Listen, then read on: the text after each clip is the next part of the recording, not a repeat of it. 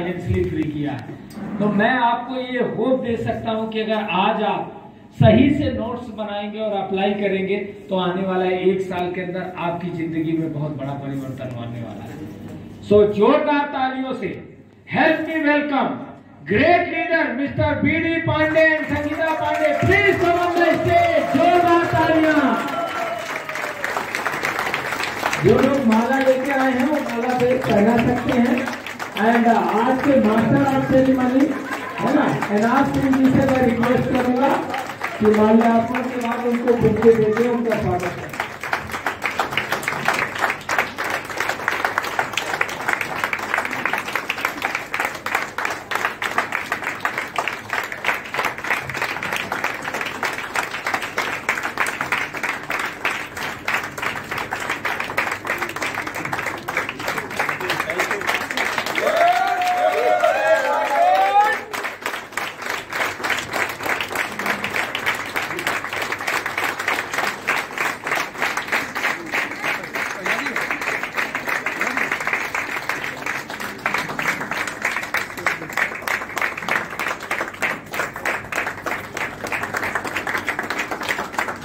Wow. Everybody excited? Yes. So thank you sir. बाहर निकलना चाहिए और उस समय इलाहाबाद जहाँ भी हम लोग खड़े हैं और दिल्ली 2 जगहें थी जहाँ तैयारी के लिए जाते थे हम लोग। तो हमने सेलेक्ट किया कि दिल्ली चलते हैं, फिर हम सिविल सर्विसेज के लिए दिल्ली चले गए और वहाँ पे तैयारी करने लगे। लेकिन वहाँ जाने के बाद हम नोएडा में रहते थे, हमारे एक फ्रेंड थे जो BHU से ही उन्होंने भी MSc किया हुआ था, तो वो ऑलरेडी नोएडा में रह रहे थे, तो हम लोग वहाँ रहने लगे। लेकिन वहाँ जाने के बाद बहुत जल्दी रियलाइज किया कि एक्सपेंसेस काफी हाई हैं, तो लगा कि नहीं हमें अपने खर्चे खुद निकालने चाहिए। बहुत ही हम्बल बैकग्राउंड था। हमारे फादर जो थे वो बेसिक में टीचर थे, हमारे पिताजी 2 भाई, बड़े हमारे ताऊ जी वो कानपुर में लालिमली मिल में वहाँ पे एज ए वर्कर काम कर रहे थे, और हम घर में 9 भाई बहन, दोनों लोगों को मिला के कंबाइंड फैमिली थी। And with the grace of God अभी भी कंबाइंड फैमिली है। और उन 9 भाइयों बहनों में मैं सबसे बड़ा था। तो जब मैं नोएडा में था तो मेरे पीछे बाकी भाई बहन थे जिनकी पढ़ाई चल रही थी, बहनों की शादी शुरू हो गई थी। तो मुझे लगा कि अपने खर्चे निकालने चाहिए। हालांकि हमारे पेरेंट्स, पिताजी टीचिंग फील्ड से थे, तो हमेशा कहते थे कि तुम्हें जितना पैसे चाहिए पढ़ाई के लिए हम देंगे, चाहे जैसे देंगे, उसकी चिंता तुम मत करो, आप प्रिपेयर करो सिविल सर्विसेज के लिए। लेकिन खुद का कॉन्शियस कह रहा था कि अगर मैं ज्यादा खर्चे लूंगा तो शायद बहनों की शादी में दिक्कत आ सकती है या भाइयों की पढ़ाई में दिक्कत आ सकती है। मेरे बाद जो छोटा भाई था वो इलाहाबाद आ गया था प्रिपरेशन के लिए, तो मुझे लगा कि कुछ करना चाहिए। अब मेरे पास 2 विकल्प था। जैसा मैंने बताया कि मैं केमिस्ट्री से MSc था, ऑर्गेनिक केमिस्ट्री से, तो या तो मैं फैक्ट्री में चला जाता एज ए केमिस्ट और या फिर एज ए टीचर लग जाता। तो हमने निर्णय लिया कि टीचिंग में चलते हैं, क्योंकि लगा कि टीचिंग में पढ़ने पढ़ाने से रिश्ता बना रहेगा और प्रिपरेशन भी होती रहेगी। तो फिर हमने टीचिंग ऑप्ट किया और हम टीचिंग करने लगे, तैयारी कर रहे थे, दोनों चीजें चल रही थी। उसी दौरान हमारे जिस फ्रेंड ने, जिनकी वजह से हम वहाँ गए थे, उन्होंने हमें एक ऑफर दिया। उन्होंने कहा भाई जो आप वहाँ पे एज ए PGT केमिस्ट्री हम काम करते थे, और हमें याद है 97-98 में PGT केमिस्ट्री के 1640 रुपए बेसिक हुआ करता था, 140% DA था, तो लगभग 4400 रुपए बैठते थे। तो उन्होंने कहा जितना स्कूल सैलरी देता है उससे लगभग 1500 ज्यादा हम आपको देंगे अगर आप 1 घंटे हमारे यहाँ पढ़ा दोगे कोचिंग। उसमें नोएडा में काफी महंगा था, तो क्या करना चाहिए था, 1 घंटे का मामला था। हाँ, तो चूंकि हम लोग मिडिल क्लास के थे तो हमें लगा यार 1 घंटे की तो बात है, चलो चले चलते हैं। तो वो 1 घंटे हम जाने लगे, 6000 रुपए, वो अच्छा लगा। लेकिन वो जो 1 घंटे था वो कब 2 घंटे हुआ, कब 3 घंटे हुआ, वो कई बार पता नहीं चला, क्योंकि कभी बच्चों का आग्रह ऐसा होता था कि उनके एग्जाम्स हैं, तो इसलिए कभी गार्जियन कभी आके बैठ जाते थे कि भी जब तक हमें हमारे बच्चे को कुछ 2, 3, 4, 6, 10 एक्स्ट्रा क्लासेस नहीं दोगे आप, तब तक हम जाएंगे नहीं। ऐसे होता ना, क्योंकि उनको उनके बच्चे का मामला होता था। और उसी दौरान स्पेशली यूपी गवर्नमेंट की जो वैकेंसीज थी वो बहुत कम निकल रही थी। 98-99 में पता चला उस साल जब हम लोग प्रिपरेशन के पीक पे चल रहे थे तो एसडीएम का कोई पद ही नहीं था, डिप्टी एसपी के कुछ पद थे, तो और तब तक पैसे आने शुरू हो गए थे और ये लग रहा था कि यहाँ पे काफी पैसे बन सकते हैं टीचिंग फील्ड में। अगर आप इंजीनियरिंग, मेडिकल की फिजिक्स, केमिस्ट्री, मैथ पढ़ा सकते हैं तो अच्छा पैसा है, कितने लोग मानते हैं? और नोएडा में बहुत अच्छा पैसा था। तो उस समय दिमाग में एक थॉट आया कि भाई या तो लाइफ में एडमिनिस्ट्रेशन होना चाहिए, हम लोग इधर के थे तो वो एडमिनिस्ट्रेशन, और नहीं तो क्या होना चाहिए? पैसा होना चाहिए। कितने लोग मानते हैं पैसा बहुत जरूरी है जीवन में? सब लोग मानते, चलो बढ़िया है, क्योंकि कई बार लोग कहते हैं ना पैसा जीवन में सब कुछ नहीं है, और मैं हमेशा कहता हूं कि ये अधूरा सेंटेंस है। पैसा सब कुछ नहीं है यदि आपके पास है तो। Money is not everything if you have it. और अगर नहीं है तो कभी वो 20 रुपया आपके रिक्शे का भाड़ा हो सकता है कि इस दोपहरी में निकलना है, कभी कुछ पैसे आपके हॉस्पिटल के बिल हो सकते हैं, कभी बच्चों का एजुकेशन हो सकता है। अगर नहीं है तो कई बार आपको कचोटेगा। तो लगा कि जीवन में या तो पैसा होना चाहिए या एडमिनिस्ट्रेशन होना चाहिए, और लगा कि नहीं यहाँ पे पैसा है, तो हम उस डायरेक्शन में धीरे धीरे चल रहे थे। लेकिन सब कुछ अच्छा था, टीचिंग प्रोफेशन अच्छा प्रोफेशन है। कुछ लोग टीचर हैं यहाँ पे प्लीज? अरे भाई बढ़िया, क्लैप कर सकते हैं हम लोग। तो it's a very good profession, अच्छा प्रोफेशन है। क्यों? क्योंकि देखिए दुनिया में ना पैसे के लिए तो हम सारे लोग काम करते हैं, लेकिन वहां पे पैसे के लिए गलत नहीं करना पड़ता। किसी को पढ़ा रहे हैं, वो डॉक्टर बन जाए तो उसमें आप कुछ गलत नहीं करेंगे, अच्छे ही करने वाले, उसको अच्छे से पढ़ाने वाले।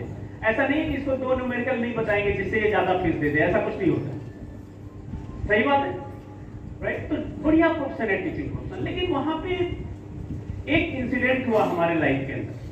हमारा जो फ्रेंड जिसकी मैं बात कर रहा था, उनका एक रोड एक्सीडेंट हुआ और उसमें उनका पैर फ्रैक्चर कर गया, यहां से उनकी बोन्स टूट गई और वो हॉस्पिटलाइज हुए। और कुछ टेक्निकल कहें या बॉडी का कुछ नेचर था कि वो बोन जुड़ने में प्रॉब्लम होने लगी, टाइम लगने लगा। और जब वो बोन टूटी तो वो बेड पे आ गए। स्कूल ने उनको 15 दिन की छुट्टी दी, इसके बाद उन्हें लीव विदाउट पे कर दिया, प्राइवेट स्कूल। अच्छा, बच्चे जो थे, जो 12th के बच्चे थे, उन्होंने मुश्किल से 1 हफ्ते वेट किया क्योंकि उनका आगे एग्जाम था, उनकी भी कोई गलती नहीं थी। और 11th के बच्चों ने लगभग 15 दिन 1 महीने वेट किया और उसके बाद सब चले गए।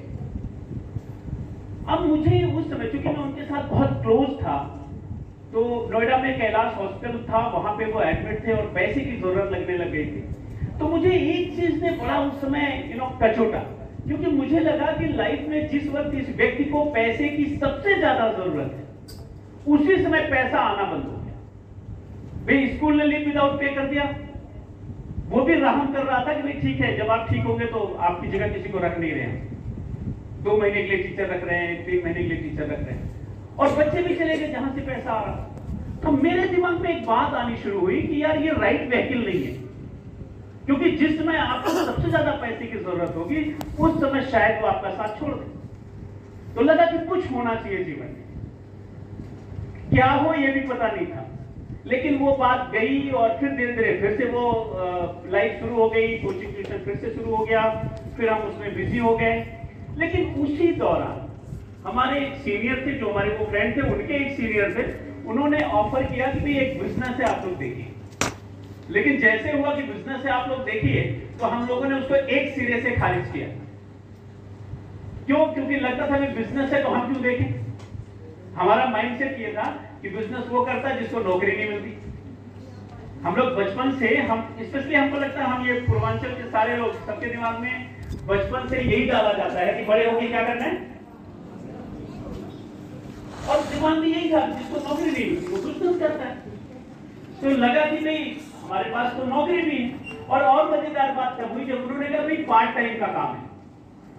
तो हमें लगा कि इनको हम कैसे समझाएं कि हमारा पार्ट टाइम वाला ही मेन इनकम है। लेकिन वो सीनियर थे, वो बार बार बुला रहे थे। और एक शाम, कुछ मैं बहुत डिटेल में नहीं जाऊंगा, एक शाम ऐसी घटना हुई कि वो जो हमारा दोस्त था उसके बच्चे की थोड़ी तबीयत खराब हो गई और उसको डॉक्टर को दिखाने के लिए हम लोगों ने उस इवनिंग सारी क्लासेस कैंसिल कर दिया।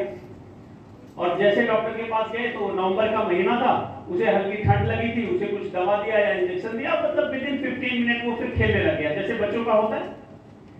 फिर हम घर पे आ गए और उस दोस्त ने भाभी जी को बोला कि बहुत दिन से हम लोग अच्छे से बात नहीं किए हैं, मिलते हम रोज थे लेकिन व्यस्तता ऐसी होती थी कि आंखों आंखों में मुलाकात ज्यादातर होती थी।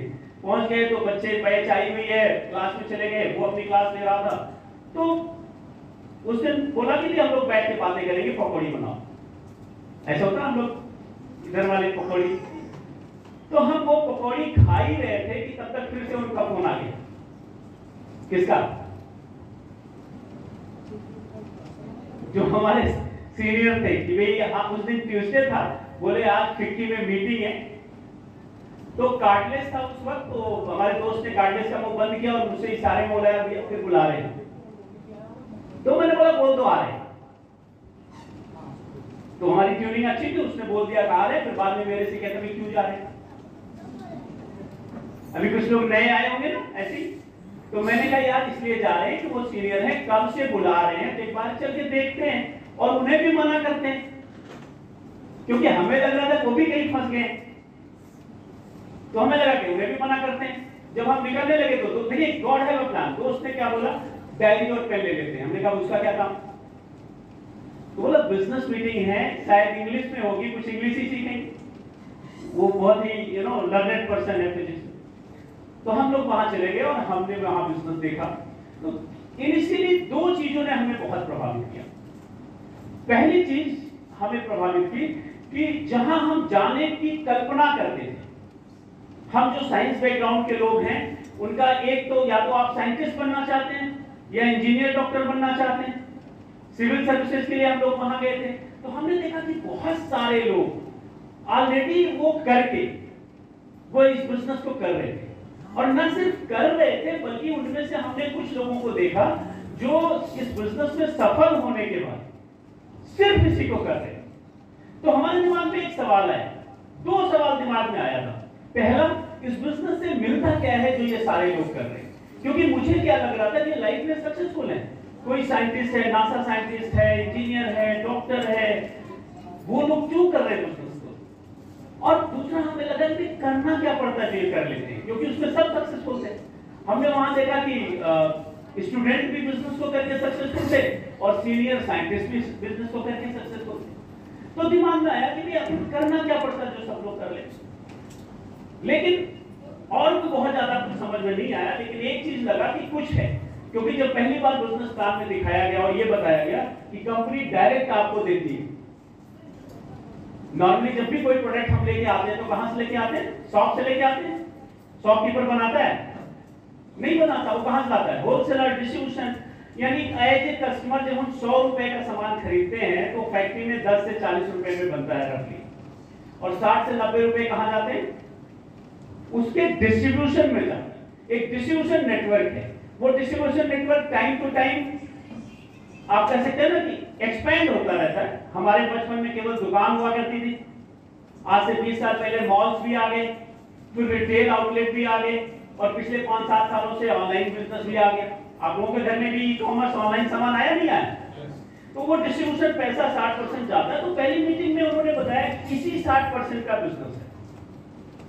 तो हमें बस इतना समझ में आया कि इसी 60% का बिजनेस। खैर वहां से आगे बहुत सीरियस नहीं थे, और आगे उस समय हम हॉस्टल में रहते थे। हमारे वार्डन ने पूछा भाई कहाँ गए थे, तो हमने कहा एक बिजनेस मीटिंग देखने गए थे। उन्होंने कहा फिर तो वो कंपनी नहीं रहने वाली, क्योंकि जिसमें तुम बिजनेस करने वाले हो। क्योंकि हम अपने सर्कल में एक तरह से कह सकते हैं ना सबसे आलसी वाले टीचर थे। हमारे लिए टीचिंग में पढ़ाना मुश्किल नहीं था, हमारे लिए सबसे कठिन काम होता था कॉपी चेक करना। तो हमारी कॉपी लास्ट मोमेंट में रात भर जाग के चेक होती थी जब अगले दिन रिजल्ट देना होता। तो उसको लगता था ये आदमी कैसे करे। बोला क्या था, मैंने उसको थोड़ा ब्रीफ किया, ये बीच का पैसा है। तो उसने थोड़े मजे लेने शुरू कर दिए। होता है ना जब आप पहली बार देखते हो। तो मैंने उससे कहा कि नहीं एक्चुअली तू मजाक मत बना, ये मुझे सीरियस लग रहा है, लेट्स स्टडी, इसको स्टडी करते हैं, मुझे ठीक लग रहा है। और हमने फिर हम और वो फिर एक मीटिंग मिले, और इस तरह से हमने बिजनेस को स्टडी करना शुरू किया। थोड़ा सा बिजनेस में इंटरेस्ट लेना शुरू किया। लेकिन जब स्टडी कर रहे थे तो हमें ये पता चला कि ये जो बिजनेस है, ये जो कंपनी है, वो दुनिया की अपनी फील्ड की नंबर 1 कंपनी है, जिस चीज ने मुझे बहुत प्रभावित किया। मैं हमेशा बोलता हूँ यहाँ पे टीचर से आप ध्यान से समझिएगा और बाकी सब लोग समझिएगा। आप सबने पढ़ाई किया है, 10th 12th सबने किया है।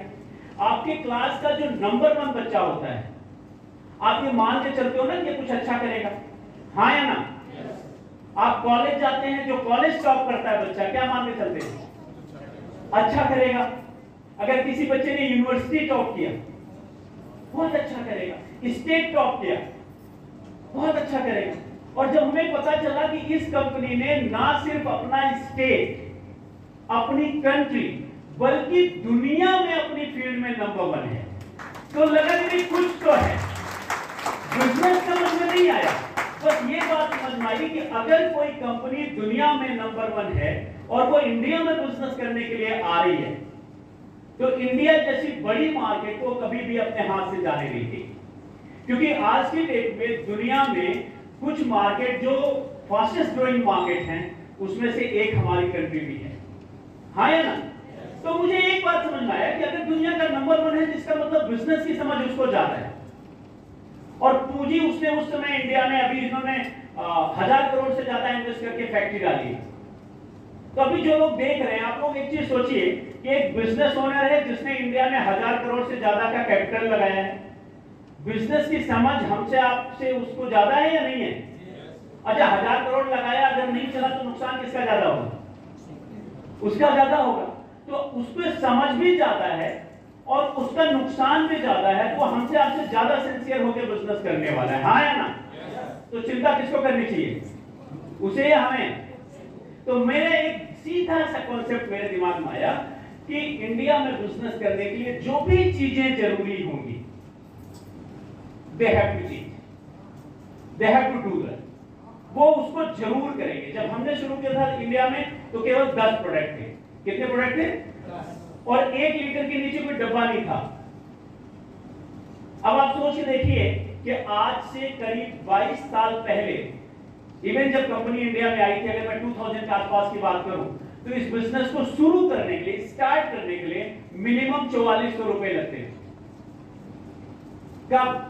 जब लेक्चरर की तनख्वाह थी 4400 रुपए, पूरी तनख्वाह। अब उन्होंने ये रियलाइज किया होगा ओवर द टाइम कि भाई इंडिया इज अ कंट्री जहां पे लो इनकम ग्रुप के लोग, मीडियम इनकम ग्रुप के लोगों का जो नंबर है वो बहुत हाई है, क्यों ना उनको अप्रोच करा जाए। तो उन्होंने अपने में चेंजेस किए। आज 1 लीटर का प्रोडक्ट भी है, आधे लीटर का प्रोडक्ट भी है, 200 ml भी है, कुछ पाउचेज भी अवेलेबल हैं, और आज आपकी जो एंट्री फी है वो एब्सोल्युटली कैसी है? फ्री है। बिजनेस करना फ्री नहीं है, लाइसेंस फीस फ्री है। हाँ, एक चीज मैं बोल सकता हूं अपने एक्सपीरियंस से कि आज भी अगर आप इस बिजनेस को अच्छे से स्टार्ट लेना चाहते हैं तो 10-12-15 हजार रुपए से स्टार्ट कर सकते हैं, जो पहले की तुलना में बहुत कम है।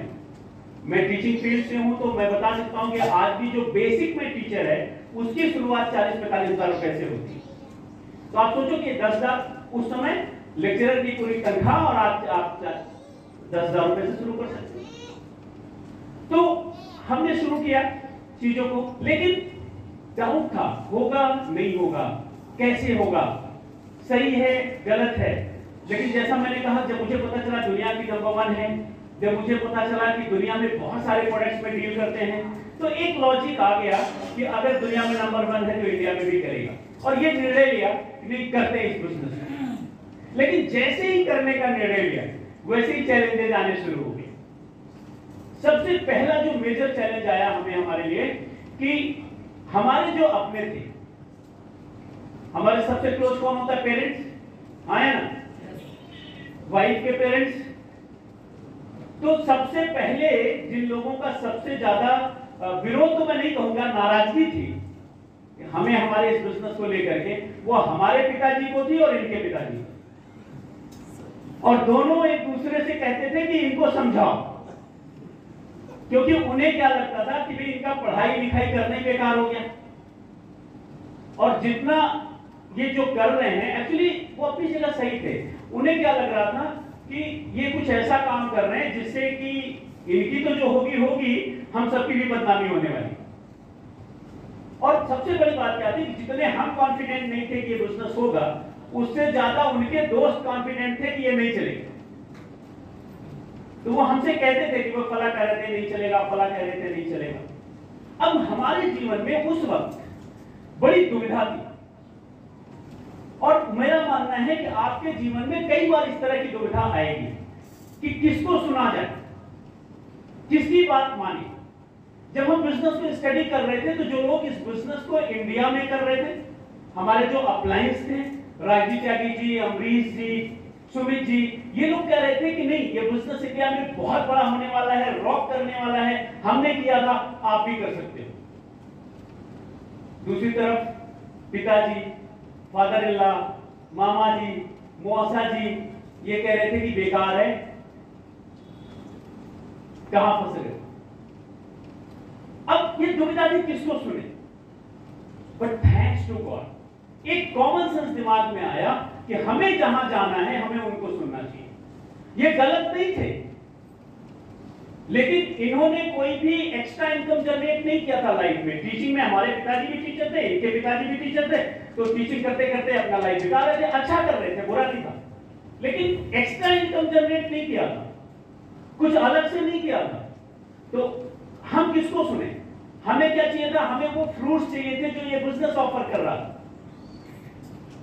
तो हमने निर्णय लिया कि हमें ल्यू को सुनना चाहिए, हमें सुमित को सुनना चाहिए, हमें अमरीश को सुनना चाहिए। और एक चीज मैं अपने एक्सपीरियंस आज आपको बता सकता हूं कि जिंदगी में अगले 5 से 10 साल आप कैसी जिंदगी जीने वाले हैं वो इस बात पर निर्भर करेगा कि अभी आप किसको सुनने वाले हैं, whom you are listening in the life। ये बहुत इंपॉर्टेंट है, आप किसको फॉलो कर रहे हैं। जिंदगी में कई बार दिक्कत दुविधा यही है कि हम जाना चाहते हैं पूरब, फॉलो कर रहे हैं उसको जो जा रहा है पश्चिम। तो क्या लगता है कभी भी पहुंचने वाले हैं। तो इस बात का ध्यान रखिएगा, अभी भी जो नए लोग हैं, नए डिस्ट्रीब्यूटर्स हैं, आपकी भी लाइफ में वो दुविधा आएगी, करें नहीं करें, होगा नहीं होगा, आनी भी चाहिए। लेकिन आपको देखना है कि आप किसको सुन रहे हैं, किसको फॉलो कर रहे हैं, जो इसके एक्सपर्ट्स हैं या जो इसके एक्सपर्ट्स नहीं हैं। सो यूज योर कॉमन सेंस। आप एक चीज सिंपल सी बात देखो, आप सब लोग जानते हो, मान लो आपको आपके पेट में दर्द है, तबीयत खराब हो गई, तो किसके पास जाएंगे, डॉक्टर के पास या इंजीनियर के पास, डॉक्टर साहब के पास।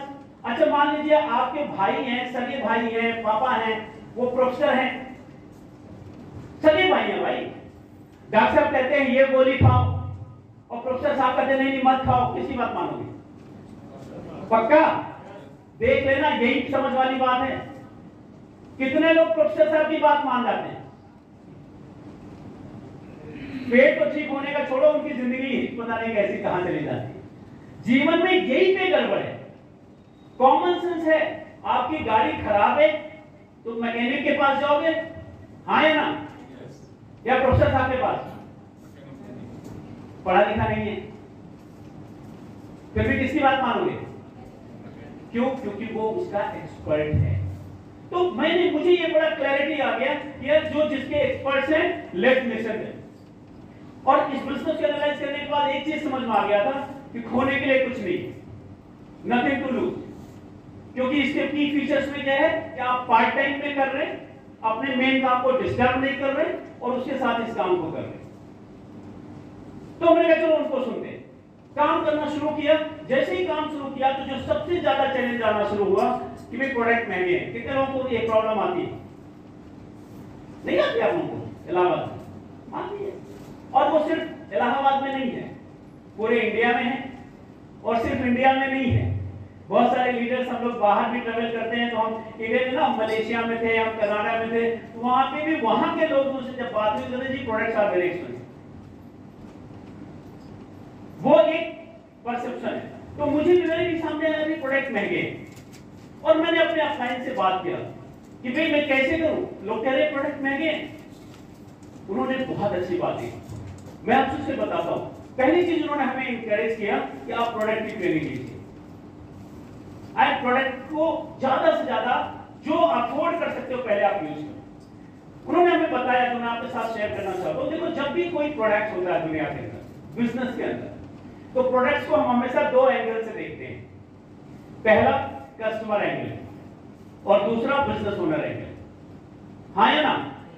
जैसे अभी हम लोग यहाँ पे हैं, तो इलाहाबाद का कोई अच्छा होटल, जो बढ़िया होटल हो, 3 स्टार 5 स्टार, नाम बता सकते हैं? एक तो 5 मिनट का नाम है, कान्हा श्याम, ठीक बात है। अब कान्हा श्याम है और कान्हा श्याम के ठीक सामने एक रेस्टोरेंट हुआ करता था, पता नहीं है कि नहीं अभी है?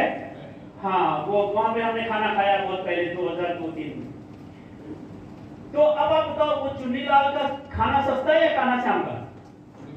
चुन्नीलाल। देखो, अब अगर आप एज ए कस्टमर सोच रहे हैं जाना है, तो या आप अपनी पॉकेट को चेक करेंगे कि मुझे कान्हा श्याम में खाना खाना है या फिर, हाँ या ना? लेकिन अगर आपको मालिक बनने का मौका मिले, आपको ये हो कि पेमेंट कोई और दे रहा है, आपको मालिक बनना है, ओनर बनना है, तो कान्हा श्याम का मालिक बनोगे या चुन्नीलाल का? सब, कोई नहीं चुन्नीलाल वाला। अरे महंगा है भाई, कान्हा श्याम महंगा खाना देता है, ऑनेस्टली सोचो, महंगा देता है भाई। जितने में आप कान्हा श्याम में 1 खाओगे, उतने चुन्नीलाल में 3 खाओगे। फिर भी मालिक किसका बनना चाहते हैं? क्यों? क्योंकि ओनर के लिए इंपॉर्टेंट है कि कौन खाएगा ये मैटर नहीं करता, प्रॉफिट ज्यादा कहां आएगा ये मैटर करता है, टर्नओवर कहां ज्यादा होगा ये मैटर करता है। तो जब आप इन प्रोडक्ट्स को देखते हैं, तो आप दो एंगल से देखिए। पहला कस्टमर एंगल, आज की डेट में इंडिया के में लगभग 150 से ज्यादा प्रोडक्ट, तो आपके पॉकेट को जो अलाउ करता है आप यूज करिए, नॉलेज लीजिए। लेकिन जब आप बिजनेसमैन एंगल से देखते हैं, तो प्रोडक्ट महंगे होना हमेशा अच्छी बात होती है। दूसरा, इस बिजनेस का जो मॉडल है, हमें बताया हमारे अपलाइन ने, इस बिजनेस का मॉडल जो है वो अपने काम के साथ साथ आप इस बिजनेस को करेंगे, पार्ट टाइम में करेंगे। तो पार्ट टाइम में सस्ते प्रोडक्ट के साथ ज्यादा टर्नओवर करना मुश्किल होता है। जैसे मैं आपको जल्दी से बताता हूं, आप अपने प्लान के साथ करिएगा कैलकुलेशन। यहां पे इसी बिजनेस के अंदर एक 25 रुपए का ब्रश आता है। हेलो, कितने का आता है? ठीक है, सस्ता है। अच्छा, अगर महीने में 10,000 का टर्नओवर करना है तो कितना ब्रश बेचना पड़ेगा? एटलीस्ट 400। अभी हमने एक प्रोफेसर साहब मिले थे, अभी रिसेंटली शुरू किया बिजनेस, 1 महीने कहीं है सर, प्लीज हम चाहेंगे कहां अभी थे, अभी यही पहले थे, 1-2 महीने से बिजनेस शुरू किए हैं। चलिए कोई बात नहीं। तो आप सोचिए कि 400 ब्रश अगर आपको बेचने हैं महीने भर में, तब आप 10,000 का टर्नओवर करेंगे। कितना लोगों को लगता है कि पार्ट टाइम में वो पॉसिबल है?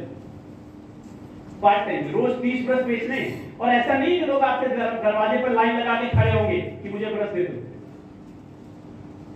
पहली बात तो प्रैक्टिकली फिजिबल ही नहीं है कि आप उसके साथ टर्नओवर कर पाए। अगर मैं आपको दूसरा ऑप्शन दूं कि एक दुनिया का number 1 multi mineral multivitamin dietary supplement आपके पास है, 120 टैबलेट है, लगभग 20 रुपए रोज का खर्चा आएगा, 120 टैबलेट आता है, लगभग 2400 रुपए का आएगा, आप उसके साथ टर्नओवर करिए। तो जो 400 को ब्रश बेचना चाहते हैं, उनमें से 10% लोग छांट लीजिए 40 लोगों को, और उनको किस बात की बात करिए? हेल्थ के ऊपर। तो लगता है वो 40 में से 4-5 लोग ले लेंगे, तो 10,000 का टर्नओवर हो गया। अब सबसे खतरनाक बात क्या है, या सबसे अच्छी बात क्या है बिजनेस के अंदर, कि एक बार सेल किया उसके बाद सर्विस भी देनी। अगर 400 ब्रश एक बार लग के बेच भी दिया तो टूटेगा तो उसकी सर्विस भी देनी है। अगेन पार्ट टाइम में पॉसिबल है? नहीं पॉसिबल है, फिजिबल ही नहीं है। और अगर 4-5 लोगों को आपने वो मल्टीविटामिन दिया है, तो लगता है महीने भर में सर्विस देना आसान है? ये 10-15 फैमिलीज आपके पास ऐसी हैं जो हेल्थ को लेकर के कॉन्शियस हैं, लगता है उनके साथ आसान है? हेलो, लगता है? तो हमें ये बात समझ में आई जो हमारे अपलाइन ने कहा कि भाई आप बिजनेस करने चाहें, और बिजनेसमैन ये देखता है कि हम अपनी परिस्थितियों में टर्नओवर किसमें आसानी से किया जा सकता है। तो हमें लगा कि ये तो बिल्कुल ठीक बात है। अगर हमारे पास 5-7 परिवार भी 1,500 से 2,000 रुपए प्रोडक्ट यूज करने वाले हैं, तो 10-15 हजार का टर्नओवर हो गया। आप उससे ज्यादा जितना कर सकते हैं, यू आर मोस्ट वेलकम, और ये भी कोई शर्त नहीं है। तो लगा कि प्रोडक्ट अच्छे हैं। दूसरी चीज हमें बात समझ में आई कि प्रोडक्ट महंगे या सस्ते नहीं होते, यह आपकी पॉकेट है जो प्रोडक्ट को सस्ता या महंगा बनाती है। हाँ या ना? देखो मारुति की एक कार आती है अल्टो, कितने लोग जानते हैं? सस्ती है ना, सबके पास होनी चाहिए। नहीं है बॉस, कुछ लोगों के लिए जो बाइक से चल रहे हैं ना अभी, उनके लिए वो ड्रीम हो सकता है, उनके लिए वो महंगी है। लेकिन जो ऑलरेडी उसके ऊपर की गाड़ी से चल रहा है उसके लिए वो सस्ती है या घटिया है, कुछ भी कह लीजिए, वो नहीं लेंगे उसको। हाँ या ना? तो अंतर किस बात का है कि आपकी पॉकेट में कितना पैसा है। आपकी पॉकेट डिसाइड करती है कौन प्रोडक्ट महंगा कौन सस्ता है, और प्रोडक्ट की अपनी वैल्यू होती है जो उसको महंगा सस्ता बनाता है। आप फ्रूट्स लेने जाते हैं, अभी आज की डेट में सेब लेने जाते हैं, तो सेब वाले से पूछते हैं कि क्या दाम, तो क्या बोलता है 150 रुपया किलो, 200 रुपया किलो, और आप पीछे दिखाते हैं जो ऊपर रखा है अच्छा वाला, कहते हैं 300 रुपया किलो। तो ये 300 किलो जो 30 रुपए किलो वाला है, ये महंगा है या अच्छा है? अच्छा है। लेकिन कुछ लोग आएंगे जो आगे 150 वाले से ऊपर नहीं पूछेंगे, लेकिन वो जस्टिफाई क्या करते हैं कि ये 300 रुपए किलो वाला नहीं, बेवकूफ बनाते हैं, बस वो पॉलिश वालिश करके रखते हैं, साफ सुथरा करके रखते हैं, जाली में लगा देते हैं, ऐसे सोचते ही नहीं सोचते। और कुछ लोग आते हैं जो नीचे नहीं देखते, वो 300 रुपए वाले को ही लेते हैं, बोले वही दे दो, वो फ्रेश रहता है, ज्यादा रसीला होता है, बोले नहीं वही दे दो। इसका मतलब कुछ सस्ता और महंगा नहीं है, ये उसकी वैल्यू है। तो हमें समझ में आया इस बिजनेस के अंदर कि जो इनके प्रोडक्ट्स हैं they are value for money. जब हमने उनकी ट्रेनिंग से हमें पता चला कि इनकी जो यूज करने की कास्ट है वो इफेक्टिव है, इनकी क्वालिटी इतनी हाई है। मैंने बताया मैं केमिस्ट्री से हूं, तो शुरू में मुझे जिस बात ने सबसे प्रभावित किया, मैं उस पर ज्यादा नहीं जाना चाहता हूं, हमें बताया गया कि इसके जो डिटर्जेंट आते हैं, तब प्रोडक्ट डिटर्जेंट ही थे ज्यादा, तो हमें बताया गया कि इसका जो कपड़ा धुलने का प्रोडक्ट आता है या फ्लोर क्लीनर जो आता है, ये ना बायोडिग्रेडेबल है। और हमें वो बात डाइजेस्ट नहीं हो रही थी, क्योंकि हमारे केमिस्ट्री में सोप बनाने का फार्मूला ही शुरू होता था केमिकल से। वो बोले कि इसका बचा हुआ पानी पौधे में डालने पर ना ये उसके लिए खाद का काम करता है। तो हमारे साथ खराब कॉम्बिनेशन क्या था, मैं केमिस्ट्री का था और हमारे जो साथ वाला बगल वाला बंदा था वो फिजिक्स का था, और हम दोनों को पक्का था कि तो हो ही नहीं सकता, और हमने सोचा भाई इनको गलत साबित करना है, तो हमने तुरंत कपड़ा धुलने वाला ले लिया, और अगले दिन से क्या करना शुरू किया, जो पानी बचेगा वो 3-4 गमले में लगे हुए थे उसी में डालना है, क्योंकि हमें 100% हम श्योर थे कि एक हफ्ते जाते जाते ये सूख जाने वाला है, और उनको दिखा देंगे भैया देखो सूख गया, आपने झूठ बोला था, बात खत्म। और हमें ताजुब तब हुआ कि जब वो एक हफ्ते डालने के बाद भी वो पौधे पे कोई फर्क नहीं पड़ा, बल्कि ऐसा लग रहा था कि और बेटर हो रहा है। तो हमें लगा कि कुछ तो है जो हमें समझ नहीं आ रहा। जो कंपनी डिटर्जेंट की क्वालिटी इतनी बेहतर रख सकती है, वो हमारे पर्सनल यूज के जो प्रोडक्ट्स हैं या जो हेल्थ के प्रोडक्ट्स हैं उनको कितना बढ़िया बनाने वाले। और हमें लगा कि फिर इस बिजनेस को करना चाहिए, क्योंकि एक बात का कॉन्फिडेंस आ गया कि हम किसी को जो प्रोडक्ट दे रहे हैं वो बहुत हाई क्वालिटी के प्रोडक्ट्स हैं और उनके जीवन में वो वैल्यू करने वाले, रन करने वाले। फिर हम बिजनेस में लग गए, सीरियसली काम तेजी से करने लगे, और भी चैलेंजेस आ रहे थे, but we were passionate to prove ourselves. जैसे मैंने कहा, लोग कहते थे नहीं होगा और हमें लग रहा था होगा। हमने लोगों के साथ काम करना शुरू कर दिया। हमारे साथ हमारे मित्र थे डॉक्टर हरीश उपाध्याय, वो बिजनेस में आए, वो जौनपुर में और बनारस इन जगहों में बिजनेस करना शुरू किया उन्होंने, और वो इस बिजनेस में तेजी से, हमसे भी तेजी से कह सकते हैं, या यूं कहें कि उनकी वजह से हमने बिजनेस में शुरू में सीरियस हुए। वो हमारे सीरियस होने से पहले उन्होंने 4-6 स्पॉन्सरिंग कर दी, तो हमें लगा कि अब इस बिजनेस को और स्टडी करना चाहिए, और फिर हम लोग साथ में मिलकर काम करने लगे और बिजनेस तेजी से चलने लगे। और हम इस बिजनेस के अंदर जल्दी से 18% आ गए, और जब हम 18% आ गए तो चूंकि हमारा बिजनेस इलाहाबाद, शुरू जैसे भी नीरज जी कह रहे थे, शुरू में हमारी जो सेकंड लेग थी वो इलाहाबाद, उसकी डेप्थ आ गई थी, तो हम इलाहाबाद, जौनपुर, बनारस, हम लोग यही के रहने वाले थे, तो हम नोएडा से यहाँ आया करते थे बिजनेस के।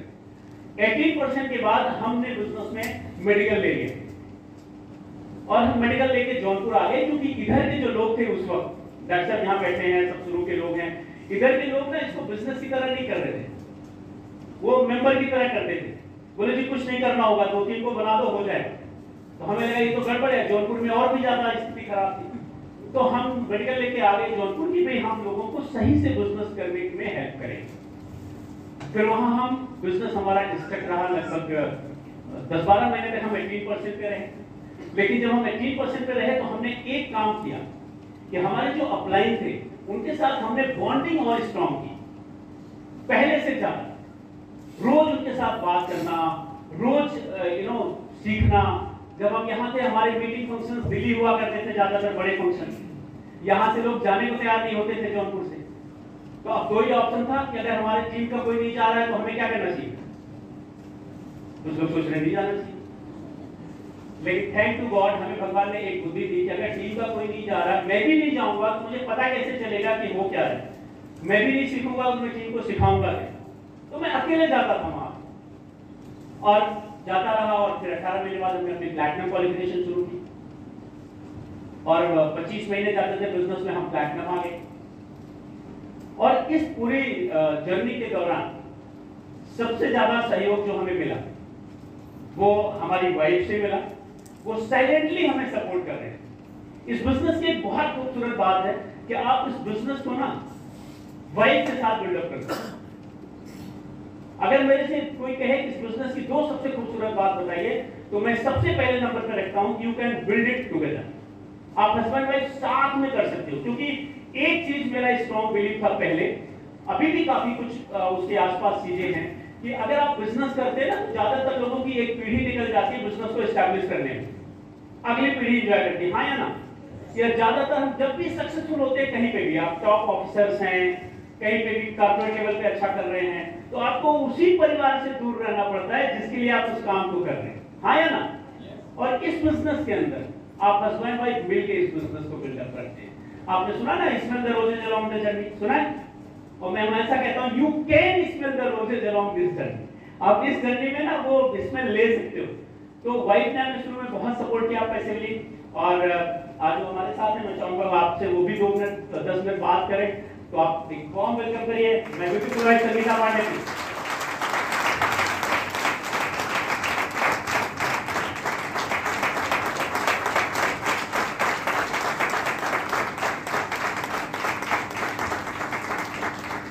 आप सभी को नमस्कार। मैं संगीता हाउसवाइफ हूँ और एक सिंपल परिवार से रहने वाली हूँ, और दोस्तों रहती जौनपुर से हूँ, और बिजनेस बिल्ड करने के लिए मैं वाराणसी में रहती हूँ। क्योंकि हमारा बिजनेस जौनपुर से चल के बनारस में शिफ्ट हो गया, तो हम लोग बनारस में शिफ्ट हो गए। और बिजनेस की बहुत खूबसूरती है कि इस बिजनेस में हम दोनों लोग बहुत ही सफल हो गए। और दोस्तों मैं थोड़ी सी अपने बारे में बात करूं कि मैं एक सिंपल परिवार से रहने वाली लड़की हूं। यही जौनपुर के एक छोटा सा गांव है, वहीं के रहने वाली हूं। और हमारे पिताजी इंग्लिश के टीचर हैं और माँ हाउसवाइफ हैं। और हमारी पढ़ाई लिखाई एक सरकारी स्कूल में हुई थी, और वहीं से मैं अपना एजुकेशन स्टार्ट की थी। मैं पढ़ने में बहुत ज़्यादा नहीं पढ़ पाएंगी, क्योंकि मैं पहले बहुत जब छोटी थी तभी मेरी शादी हो गई, है ना। और जब शादी हो गई तो मैं 17-18 साल की थी, तभी मेरी शादी हो गई थी। और पापा मेरे इंग्लिश के लेक्चरर थे, तो उनके हम 4 बहनें हैं, 1 भाई हैं। और बहनों में मैं सबसे बड़ी बहन थी। और जो हमारे दूसरे वाली नंबर पे बहन है वो इस बिजनेस में सिल्वर है, और हमारा भाई नोएडा में रहता है, वो 12% पे हैं। और हमारी दोनों बहनें प्रोडक्ट यूजर हैं, हमारे साइड में पाइपलाइन में चल रही हैं, है ना। ये बिजनेस कितना कमाल का है। और दोस्तों मैं जब पहले बहुत छोटी थी तभी मेरी शादी हो गई। एक लड़की इनोसेंट, समझ लीजिए कि मैं क्या बताऊं कि 17-18 साल की लड़की को क्या कद होता है। और उस समय हमारी शादी हो गई। जब मेरी शादी हो गई तो मैं ससुराल आ गई।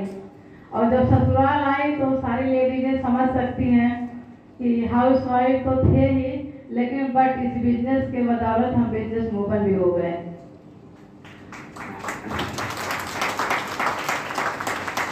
और दोस्तों, जब मैं शादी करके ससुराल आई तो लेडीजों के साथ बहुत चैलेंज रहता था, उम्र भी बहुत कम थी, तो हमने बहुत कुछ सीखा अपने ससुराल आके। हमें कुछ मालूम नहीं था और मायके में मैं सबसे बड़ी लड़की थी तो पूरी जिम्मेदारी मायके में भी था, और ससुराल में भी सबसे बड़ी थी तो बहू का भी जिम्मेदारी बहुत था, है ना।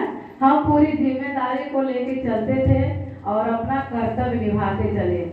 और जब मैं आई तो इनकी पढ़ाई उस समय कर ही रहे थे, और पढ़ाई के दौरान फिर धीरे धीरे इन्होंने जो है अपना दिल्ली शिफ्ट कर दिया। और जब दिल्ली चले गए तो वहाँ अपना जो है अपना पढ़ाई पूरा किया और वहाँ जॉब में आ गए, और जॉब में वहाँ करते करते तो वहाँ केमिस्ट्री का लेक्चरर भी हो गए, है ना। तो हमारी लाइफ ऐसे चलती रही। हमें लगता था कि मैं हाउस वाइफ ही रह जाऊंगी, बाहर तो बिल्कुल मैं निकल ही नहीं पाऊंगी। ऐसे ही परिवार का सेवा करते करते जीवन मेरा बीत जाएगा। लेकिन थैंक गॉड हमारे जीवन में बिजनेस आया कैसे। और हमारे अपलाइन हैं, हमारे स्पॉन्सर हैं गाजियाबाद में राजीव त्यागी, निवेश भाभी जी, और हमारे मेंटर हैं अमरीश कुमार सिंह, जिसके बदौलत जिनसे हम दोनों में बहुत कुछ सीखते हैं और आज भी सीख रहे हैं, है ना। देखिए, सीखने का कोई उम्र नहीं होता है। आदमी जीवन तक अगर सीखना चाहता है बहुत कुछ सीख सकता है। जैसे हम लोग बताते हैं कि पहले हम लोग के समय के साथ हम तो हिंदी मीडियम से पढ़ाई किए थे, आज के बच्चे तो शुरू से ही कंप्यूटर से पढ़ाई कर रहे हैं, तो हम लोग बहुत कुछ सीखे हैं। अभी कुछ चीज़ें हम लोग को नहीं मालूम होता था तो अपने बच्चों से सीखते हैं। कंप्यूटर चलाना सीखते हैं कि कैसे जूम आईडी आती है, कैसे जूम पे मीटिंग अटेंड किया जाता है, बहुत कुछ हम लोग सीखते हैं। और सीखने का उम्र बहुत है, लेकिन आपके अंदर वो जुनून होना चाहिए कि आप कितना इस बिजनेस को सीख जाते हैं और कितना बड़ा कर जाते हैं। तो दोस्तों, जब इन्होंने वहाँ केमिस्ट्री के लेक्चरर हो गए तो बिजनेस हमारे जीवन में वहीं से आया। और उस समय तो जब ये बिजनेस ज्वाइन किए थे तो 6 प्रोडक्ट रहते थे जिसकी हमारी ज़रूरत नहीं थी। वो था सी स्प्रे था, जब हमारे घर में शीशे नहीं इस तरह थे, और वो था फ्लोर क्लीनिंग था, जब हमारे फ्लोर एकदम मिट्टी के रहते थे, है ना। और तब उस सब की हमें ज़रूरत नहीं थी, लेकिन थैंक गॉड यह बिजनेस हमारे लाइफ में आया और उस प्रोडक्ट को हमने यूज करना शुरू किया। हमें जो पहले लेडीज हैं वैसे भी थोड़ा सा पैसे को लेके बड़ा कंजस्टर आती हैं, कहती हैं कि ये प्रोडक्ट बहुत महंगा है। तो हमें भी लगता था कि यह प्रोडक्ट बहुत ही महंगा है, इनकम तो उतना है नहीं, 1-1 लीटर का बॉटल लेके आते हैं 600, 700, 800, इसको कौन यूज करेगा। लेकिन दोस्तों, हमें नहीं पता था इसी 1 लीटर के बॉटल में हमारे ड्रीम छुपे हुए हैं। और दोस्तों, मैं जब अपना प्रोडक्ट यूज करने लगी तो धीरे धीरे हमें प्रोडक्ट जो अच्छा लगने लगा, प्रोडक्ट की ट्रेनिंग लेने लगी। और बिजनेस ओपन में जब जाते थे तो हमको साथ लेके जाते थे, कहते थे इस बिजनेस को बड़ा करने में तुम्हारा बहुत योगदान होना चाहिए। तो हम दोनों बिजनेस में जाने लगे, क्योंकि उस समय मैं गांव से जौनपुर आके शिफ्ट की थी, तो बहुत कुछ चीज़ें बाहर के भी नहीं मालूम था, क्योंकि गांव की रहने वाली एक लड़की और गांव में शादी हो जाती है तो कैसे उसका एक्सपीरियंस बढ़ेगा। लेकिन दोस्तों, उस मीटिंग में मैं गई और मेरा बेटा 4-5 महीने का था। उस मीटिंग में हम दोनों कपल जाते थे और वहाँ जाके हमें कुछ समझ में नहीं आता था। बस एक चीज़ समझ में आता था कि यहाँ लेडीजों का कितना सम्मान मिलता है ना। लेडीजें तो सम्मान के लिए भूखी रहती हैं। और वहीं जाके हमको बिलीफ आया, पैसा नो डाउट आप कितना कमाते हैं कितना नहीं कमाते हैं वो अपने ऊपर है ना। पैसा बहुत लोग ज़्यादा कमाते हैं, बहुत लोग कम हो तो अप डाउन होता रहता है। लेकिन वहाँ हमें बिलीफ एक चीज़ दिखी कि हम इस बिजनेस से बहुत कुछ पा सकते हैं। इसमें पाने के लिए बहुत कुछ है, खोने के लिए कुछ है ही नहीं है, तो क्यों ना हम इनका साथ दूँ। दोस्तों, मैं जब वहाँ मीटिंग से आई, वहाँ देखे लेडीजों का बड़ा रिकग्निशन हो रहा था, बड़े अच्छे अच्छे स्पीकर बोल रहे थे और वहाँ गोल गोल दिखा रहे थे, तो हमें बहुत समझ पैसा इसमें क्या बन सकता। लेकिन दोस्तों जब मैं इनके साथ घर वापस आई तो हमें लगा कि नहीं, ये हमारी बिजनेस हमें बहुत कुछ दे सकता, मेरी लाइफ टोटली चेंज कर सकता है। तो दोस्तों उस बिजनेस में हम दोनों लोग जाने लगे, रेगुलर जाने लगे। कभी हम पीछे मुड़ के नहीं देखते कि हमारे पीछे क्या हो रहा है। हमारे जॉइंट फैमिली है तो सास ससुर भी साथ रहते थे। कभी जब मीटिंग लिए हमको तो कमरे के अंदर कह दे तुम तैयार हो जाओ, अपना सारा काम फिनिश कर दो। मैं तो सब करके, मैं तो चाहती थी कि बाहर किसी तरह निकलूं, सभी लेडीज की होती है। और मैं अपनी काम को पूरा कर लेती थी और मैं तैयार, अंदर ही अंदर तैयार हो जाती थी। लेकिन मैं बाहर निकलने में बड़ा डर लगता था कि अभी मैं बाहर कदम रखेंगी तो सासू माँ बोले कहाँ चली। लेकिन दोस्तों मैंने, सबके साथ होता, मेरे साथ भी शुरू हुआ, वो सबके साथ नो भी सुनना पड़ेगा और हाँ भी सुनना पड़ेगा। हमने वो सुना, जब बिजनेस शुरू में बिल्ड कर रहे थे हमने वो चीज़ें सुना कि आप चल रहे हैं तो ये कहाँ चल रहे हैं। तो दोस्तों लेकिन मैं कभी कुछ उनका हाँ में जवाब नहीं देती थी। मैं अंदर ही अंदर इससे कह देती कि आपके माँ बाप हैं, आपका कहना फर्ज है, मैं उस तरह बहू हूँ, मेरा कहना उचित नहीं है। आप अपने माँ बाप को समझा लेते हैं तो मैं आपके साथ हूँ। तो दोस्तों समझाना इनका काम था और बिजनेस में साथ जाने का मेरा काम था, है ना। और मैं लेडीजों से यही कहूँगी कि आप अपने घर को डिस्टर्ब बिल्कुल मत करिए। आप अगर बिजनेस के लिए कहीं जा रही हैं अपने हस्बैंड के साथ, और हस्बैंड का 100% फोकस करिए और उनके साथ सबमिशन बना के रहिए।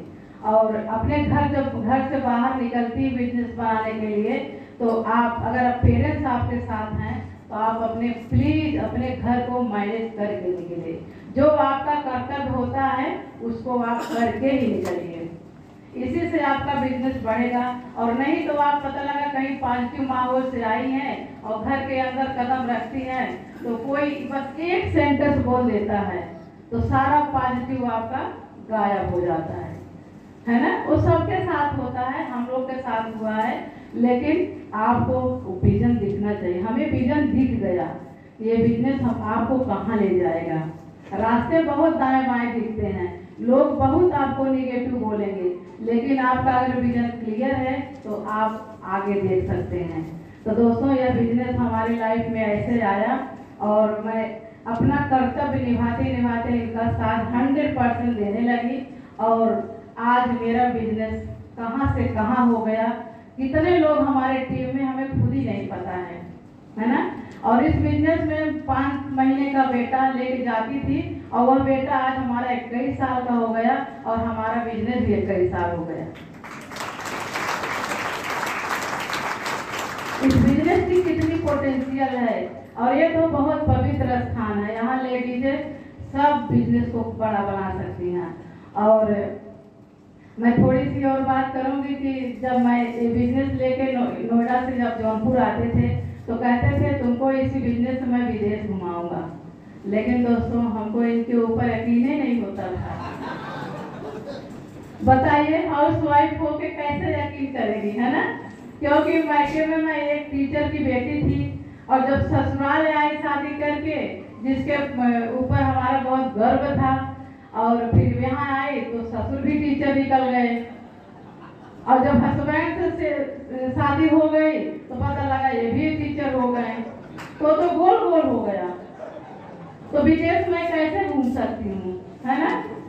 लेकिन दोस्तों हस्बैंड थे और पढ़े लिखे थे और हमें पता था कि पढ़ाई में बहुत अच्छा है और पढ़ाई में अच्छे हैं, तो इसीलिए केमिस्ट्री के लेक्चरर हैं।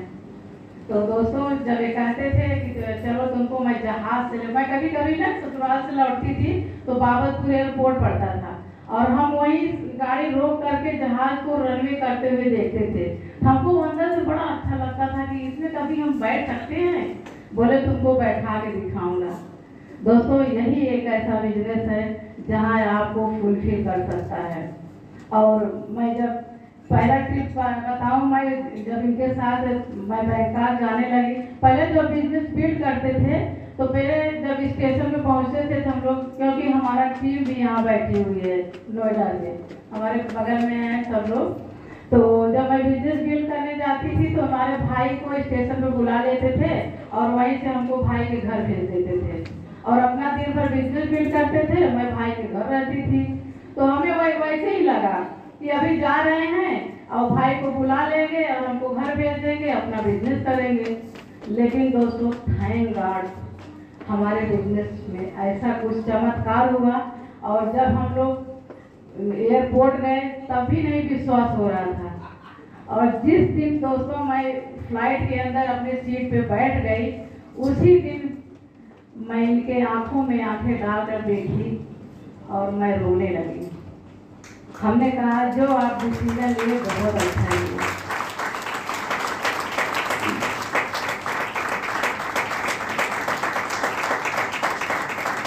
दोस्तों मैं बहुत ही सिंपल परिवार में रहने वाली थी। मैं नेचर की बहुत साइन थी और हमें लगता ही नहीं थी कि ऐसे परिवार हमारे पापा जब पढ़ाई कर रहे थे तभी शादी कर दिए थे। मैं 9th में थे, इंटर में थे, तो शादी बहुत कम समय में हुई तो हमें लगता था कि जो है ऐसे ही सब चलता रहेगा। तो हमें लगा कि चलिए कोई बात नहीं है। जब मैं बैंकॉक गई तो फिर वहाँ से हमने खूब इंजॉय किया और फिर वहाँ गए इंजॉय किया। फिर उसके बाद मैं थोड़ी सी अपनी स्टोरी और बताऊंगी कि बैंकॉक के बाद फिर हम लोग ऑस्ट्रेलिया गए, फिर मलेशिया गए, फिर स्विट्जरलैंड गए, फिर इस्तांबुल गए, फिर कनाडा गए, दुबई गए, सिंगापुर गए और दोस्तों ऐसे अलग अलग कंट्री आज हम लोग इंजॉय कर रहे हैं और वहाँ जाके हमें बहुत अच्छा लगता है। हम स्टेज पे बता रहे हैं लेकिन आपको बिलीव नहीं होगा जब तक आप बिजनेस बिल्ड करके खुद नहीं जाएंगे। तो दोस्तों यह बिजनेस आपको बहुत कुछ दे सकता है लेकिन आप उसको पाने के लिए आपको कठिन परिश्रम करना पड़ेगा। आपके अपलाइन अगर जो भी करते हैं इस बिजनेस को बनाने के लिए आप ठान लीजिए कि आप जैसे कहेंगे मैं वैसे करूँगा, लेकिन बिजनेस करके ही रहूँगा, है ना। और इसी बिजनेस में हमारी आवश्यकताएं सब पूरी हुई और इस जर्नी में अभी हम लोग बहुत कुछ सीख रहे हैं और आगे जाने के लिए बहुत कुछ सीखेंगे।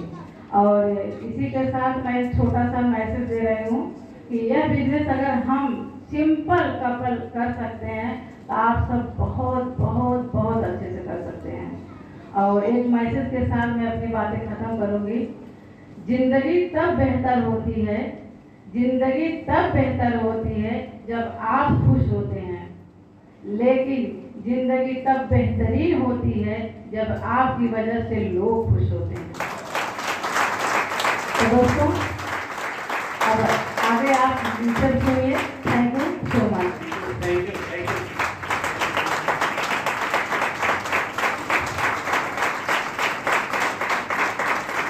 तो दोस्तों जैसा मैंने बताया कि हम लोग प्लैटिनम गए, फाउंडर प्लैटिनम गए और फिर हमने फॉरेन ट्रिप भी लेना शुरू किया। देखिए बहुत सारे लोगों के लिए फॉरेन जाना बड़ी बात नहीं होगी, सही बात है कि नहीं, लेकिन एक टीचर फॉरेन जाए वो भी हर साल जाए, वो भी 5 स्टार में स्टे करे, कैसा लगता है? बाहर जाना बड़ी बात है लेकिन आप सिंगापुर तो जा सकते हो, लेकिन संतोषा आइलैंड पे जाके वहां की बेस्ट प्रॉपर्टी में स्टे करिए जहां पे आपके प्रधानमंत्री रुक के आए हो, कैसा लगेगा? नियाग्रा फॉल कनाडा जाके नियाग्रा फॉल को अंदर से जाके देखना। आपके बहुत सारे लीडर्स हम सब लोग वहां पे थे, ऑस्ट्रेलिया में जाना, मेलबर्न क्रिकेट ग्राउंड में बैठ के अपने लीडर्स को क्रिकेट खेलते हुए देखना। पेरिस जाना, एफएल टावर के सेकंड थर्ड फ्लोर पे जाके बैठना और वो जो गोरे लोग होते हैं ना उनको कॉफी ऑर्डर दे करके उनसे कॉफी मंगवाना। हाँ उनको अजीब सा लगता है ना और फिर हमें बड़ा अच्छा लगता है, ले आ एक की जगह 2 मंगा, तो वो खुशी अलग होगी। तो जैसा मैंने कहा कि दोस्तों में डॉक्टर हरीश उपाध्याय आए और एक चीज आपको मैं बताना चाहता हूँ, लास्ट में मैं फिर से बात करूंगा थोड़ा सा। ये जो बिजनेस है ना इतना खूबसूरत है, ये प्योर बिजनेस है। अगर मैं आपको थोड़ा सा बताऊं, जैसा मैंने कहा कि जब मैं प्लैटिनम गया था तो हमारे लैब में अभी एक पर्सन है मिस्टर श्याम उपाध्याय जो डायमंड है, वो बिजनेस में थे ही नहीं, यानी मेरी प्लैटिनम जर्नी में वो बिजनेस में नहीं थे। उसके बाद वो हमारे बिजनेस में आते हैं और फास्ट बिजनेस बिल्डअप करते हैं। पहले 1 साल में वो 9% जाते हैं, दूसरी साल 15% जाते हैं, तीसरी साल फिर वो 10 महीने का प्लैटिनम जाते हैं, फिर फाउंडर प्लैटिनम, एमरल्ड और 7 साल में वो डायमंड चले जाते हैं। तो ये बिजनेस में आप देखिए कितनी अच्छी बात है। एक्चुअली हमारे अपलाइन अमरीश जी हमेशा एक बात कहते हैं कि अभी जो आपकी ऑर्गेनाइजेशन में ना फास्ट क्राउन जाने वाला है वो अभी शायद बिजनेस में आया भी नहीं। तो इतना पावरफुल बिजनेस है। दोस्तों मैं आपको एक चीज बता सकता हूं, जब हम पीछे मुड़ के देखते हैं, सी पैसा जीवन में बहुत इंपॉर्टेंट है, जैसा मैंने शुरू में बात किया था, लेकिन पैसे के साथ साथ एक कंप्लीट लाइफ अगर आपके पास हो, जहां आप जैसे इतने अच्छे लोग दोस्त हो, यहाँ पे जो फ्रंट लाइन में आपके लीडर्स बैठे हैं, कितना अच्छा। अभी हम पिछली बार अभी हम लोग एलएस पे थे तो डॉक्टर साहब के साथ में थे, कितना सीखा हमने डॉक्टर साहब की जो हम्बलनेस, मतलब आप इतने अच्छे अच्छे दोस्त आपको मिलते हैं, आप सोच भी नहीं सकते। वो एडिशनल पर्क है जीवन के अंदर, ये आपको एक अलग सी चीजें मिलती। और सबसे अच्छी बात यह है कि अगर मैं मिडिल क्लास की बात करूं, अगर मैं मतलब एज ए टीचर जब मैं अपने आप को देखता हूं और उस लेवल पे, मैं ऐसे बोलता हूं आज की डेट में कि जिसकी इनकम लाख, 1.5 लाख, 2 लाख रुपए महीने की है, अगर वो पार्ट टाइम में साल का एक्स्ट्रा ना 15 लाख रुपए भी बनाने लग जाए, अगर आपके बिजनेस के अंदर फाउंडर प्लैटिनम जाते हैं तो साल के एक्स्ट्रा एवरेज 15 से 20 लाख रुपए बनाने लग जाते हैं। तो आई कैन अश्योर यू कि आपकी लाइफ में यू टर्न आ जाता है। हमारे जीवन में जब हम फाउंडर प्लैटिनम गए ना, वहीं से हमारे घर, हमारे बाइक से हम कार पे भी आए, फिर हम घर के बारे में सोचना शुरू किए, फॉरेन ट्रिप आनी शुरू हो गई, एक कंप्लीट लाइफ आना शुरू हो जाता है जब आप पार्ट टाइम में वो बिल्डअप करने लग जाते हैं। बिलीव में फिर आपको छोटे छोटे खर्चे, देखो जब आप एक्स्ट्रा बनाने लग जाते हो ना, लाख 2 लाख रुपए एक्स्ट्रा जो आप बना रहे हो उसके अलावा, तो आप बहुत सारी चीजें वो करते हैं जिसको आप पसंद करते हो, जो आप सामान्य जीवन में नहीं कर पाते। चाहे वो पेरेंट्स के लिए कुछ करना हुआ, पेरेंट्स को घुमाना हुआ, वाइफ के लिए कुछ करना हुआ, स्पाउस के लिए कुछ करना हुआ, तो ये बिजनेस आपको अवसर देता है कि अपने काम के साथ साथ एक्स्ट्रा अपने जीवन को बेहतर कर सकते हैं। लेकिन पहला स्टेप आपको उठाना होगा, आपको ये सोचना होगा कि क्या हमारी लाइफ में एक्स्ट्रा पैसा आए तो हम अपनों को खुश रखने में मदद करें। और जिस दिन आप ये सोचेंगे और उस पर एक्शन करेंगे, बिलीव मी आपको सफलता मिलेगी। हाँ, आपको सोचना है, नहीं तो जिंदगी भर पछताएंगे। मैं एक लाइन से खत्म करूंगा और फिर होस्ट को बुलाऊंगा, बाद में फिर थोड़ी देर हम आपसे बात करेंगे। एक बहुत बढ़िया लाइन है जो मुझे बहुत अच्छी लगती है, तुम जो चाहते तो हालात बदल सकते थे। हम सब में वो पावर है, आप सब में वो पोटेंशियल है। अभी हम जो कर रहे हैं ना, हम उससे 10 गुना 100 गुना बेहतर कर सकते हैं। तुम जो चाहते तो हालात बदल सकते थे, आंसू गम के बदले खुशी के निकल सकते थे। तुम तो ठाड़े रहे, झील की पानी की तरह दरिया बनते तो दूर निकल सकते थे। Thank you very much. Back to host. जोरदार तालियां होनी चाहिए। कितने लोगों को बहुत कुछ सीखने को मिला, केवल वही लोग तालियां बजाएंगे।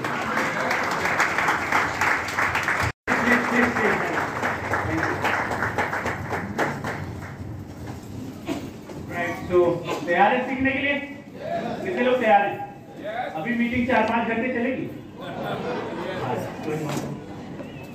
चलिए, तो दोस्तों मैं आपको कुछ ऐसा सिखाने नहीं जा रहा हूं। जो हमने किया हम वो थोड़ी सी बात आपसे करेंगे। हालांकि हम सब लोग, आपके सारे लीडर्स, हम लोग सब लोग एक ही स्कूल से सीख रहे हैं सब लोग, फिर भी कुछ भी अप्लाई करने से पहले आपके जो भी अप्लाइड हैं उनके साथ जरूर बात करिएगा, क्योंकि जो आपके कोच होते हैं ना वो पर्सनलाइज होते हैं। आपकी सारी स्थिति, चाहे वो आपकी फाइनेंशियल हो, चाहे आपकी सामाजिक हो, चाहे आपकी जो क्षमता है काम की, आपकी टीम का पोटेंशियल, वो सब जानते हैं। तो कब क्या लागू करना है ये आप उनके साथ जरूर बैठिएगा। स्पेशली जो लीडर्स हैं, मैं थोड़ा उनका नाम लेना चाहूंगा, अगर किसी का रह जाए तो प्लीज वो क्षमा करेंगे।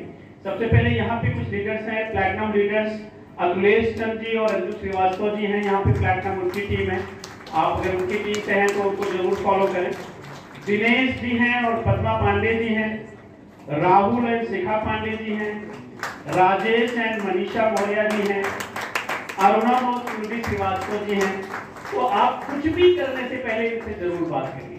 हमारे बीच में हम सब लोग साथ साथ ग्रो किए हैं। फाउंडर प्लैटिनम से रीता और नरेंद्र वाजपेयी जी हैं, ललित और सरिता श्रीवास्तव, ये आपके लीडर्स हैं, आप और अच्छी तरह तालियां बजा सकते हैं।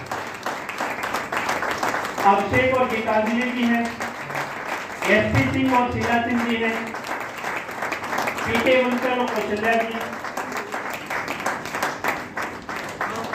ये शायद अनुराग और नीलम कपूर, अनुराग और नीलम कपूर जी हैं, मंजीत जायसवाल जी हैं यहाँ पे, आशा और विष्णु मिश्रा हैं, अनुराग और नीलम कपूर जी हैं, नीरज जी और भावना मिश्रा जी हैं, जो हम लोग बहुत मिलते रहते हैं,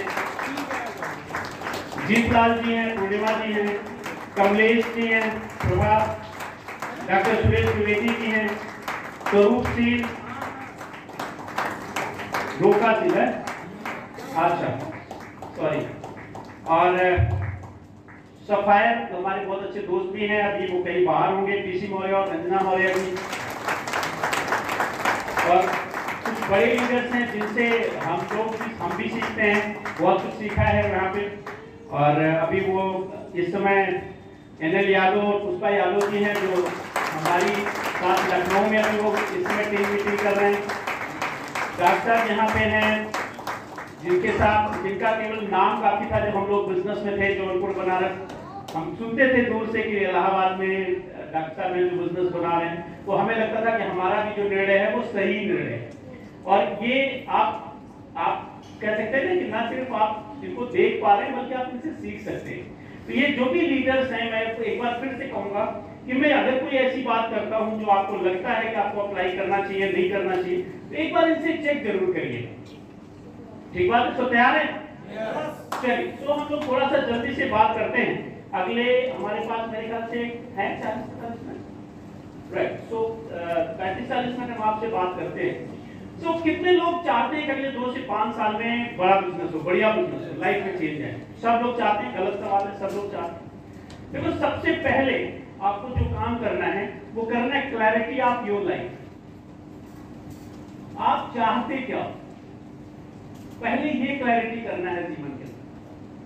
देखिए, कई बार क्या होता है, हम जो लोअर मिडिल क्लास और मिडिल क्लास के लोग होते हैं ना, हम पैसे को ही सफलता मान लेते हैं। जितनी बड़ी गाड़ी हम समझते हैं उतने ज्यादा सक्सेस, जितना बड़ा घर हम समझते हैं उतनी बड़ी सक्सेस। हम उसी को लाइफ स्टाइल की जब बात होती है ना, तो हम पैसे को लाइफ स्टाइल मान लेते हैं। क्योंकि बचपन से जब पढ़ाई कर रहे होते थे, एक ही चीज होता था कि भाई अपनी इनकम बनानी, हाँ या ना? आपको उस चीज को पहले अच्छे से समझना है, क्लैरिटी करनी है लाइफ के अंदर। पैसा नो डाउट यहां भी बहुत है, लेकिन मैं हमेशा कहता हूं यहां पैसा भी है, बाकी बहुत सारी चीजें हैं आपकी लाइफ में। तो क्लैरिटी करनी है लाइफ के अंदर कि पैसे के साथ साथ वो पैसा कैसे आए, वो पैसा आपके साथ किस तरह से रहे, आपके बच्चों को किस तरह का इन्वायरमेंट दे, आपके परिवार को किस तरह का इन्वायरमेंट दे। जैसे मैंने कहा, मैं कोचिंग ट्यूशन से जो पैसे बना रहा हूं उससे ज्यादा बना रहा होता, लेकिन वाइफ का उसमें कोई रोल नहीं होता। घूमने हो सकता है जाता लोगों के साथ, लेकिन फिर माइंडसेट एक नहीं रहता, एक तरह की बातें नहीं करते। जब आप जीवन में, मैंने कहा ना कि सबसे बढ़िया चीज मैं आपसे बात कर रहा था इसके पहले वाले हाफ में, कि हस्बैंड वाइफ दोनों से जीवन में जो सबसे इंपॉर्टेंट चीज है हम सबकी लाइफ में, वो है खुशी। कितने लोग एग्री करते हैं? सब लोग। खुशी इंपॉर्टेंट है। वो खुशी, कुछ पैसा आपको खुशी दे सकता है, कुछ संगत खुशी दे सकती है, और आप ये देखिए कि खुशी जो शुरू होती है ना, सबसे ज्यादा जो इंपॉर्टेंट है वो है हस्बैंड वाइफ का अलाइनमेंट। और छोटी छोटी खुशियां, आप कभी ध्यान दीजिए कि आप अपने घर में कोई भी चीज खरीद के लाते हैं, अगर हस्बैंड और वाइफ दोनों को लगता है कि इसकी जरूरत थी, सपोज एक बेडशीट ही लेके आते हैं और दोनों को लगता था कि इसकी जरूरत है, और दोनों वो बेडशीट लेके आते हैं, तो वो बेडशीट आपको खुशी देती है, हाँ या ना? लेकिन अगर एक को लगता है कि इसकी जरूरत थी, वो लेके आता है, दूसरे को लगता है कि इसकी तो जरूरत ही नहीं थी, इसकी जगह तो पर्दा चाहिए था, अब आपको क्या लगता है, खुशी मिलेगी? क्योंकि कंफ्लिक्ट वहीं से शुरू होता है। और ये जो कंफ्लिक्ट है लाइफ में, ये शुरुआत होता है जब हस्बैंड वाइफ दोनों के एसोसिएशन अलग होते हैं, दोनों की प्राथमिकताएं समय के साथ साथ बदलती जाती हैं। हमेशा आपने सुना होगा ना, मजाक में ही सुना होगा कि भाई जो टाइम हनीमून पीरियड का होता है, हमारे यहाँ, हमारे जोधपुर में कहते हैं ना, पहले एजी कह के बुलाते हैं, फिर ओजी कहते हैं, फिर कहां रह गए जी, और अगले वाला बोलना नहीं है।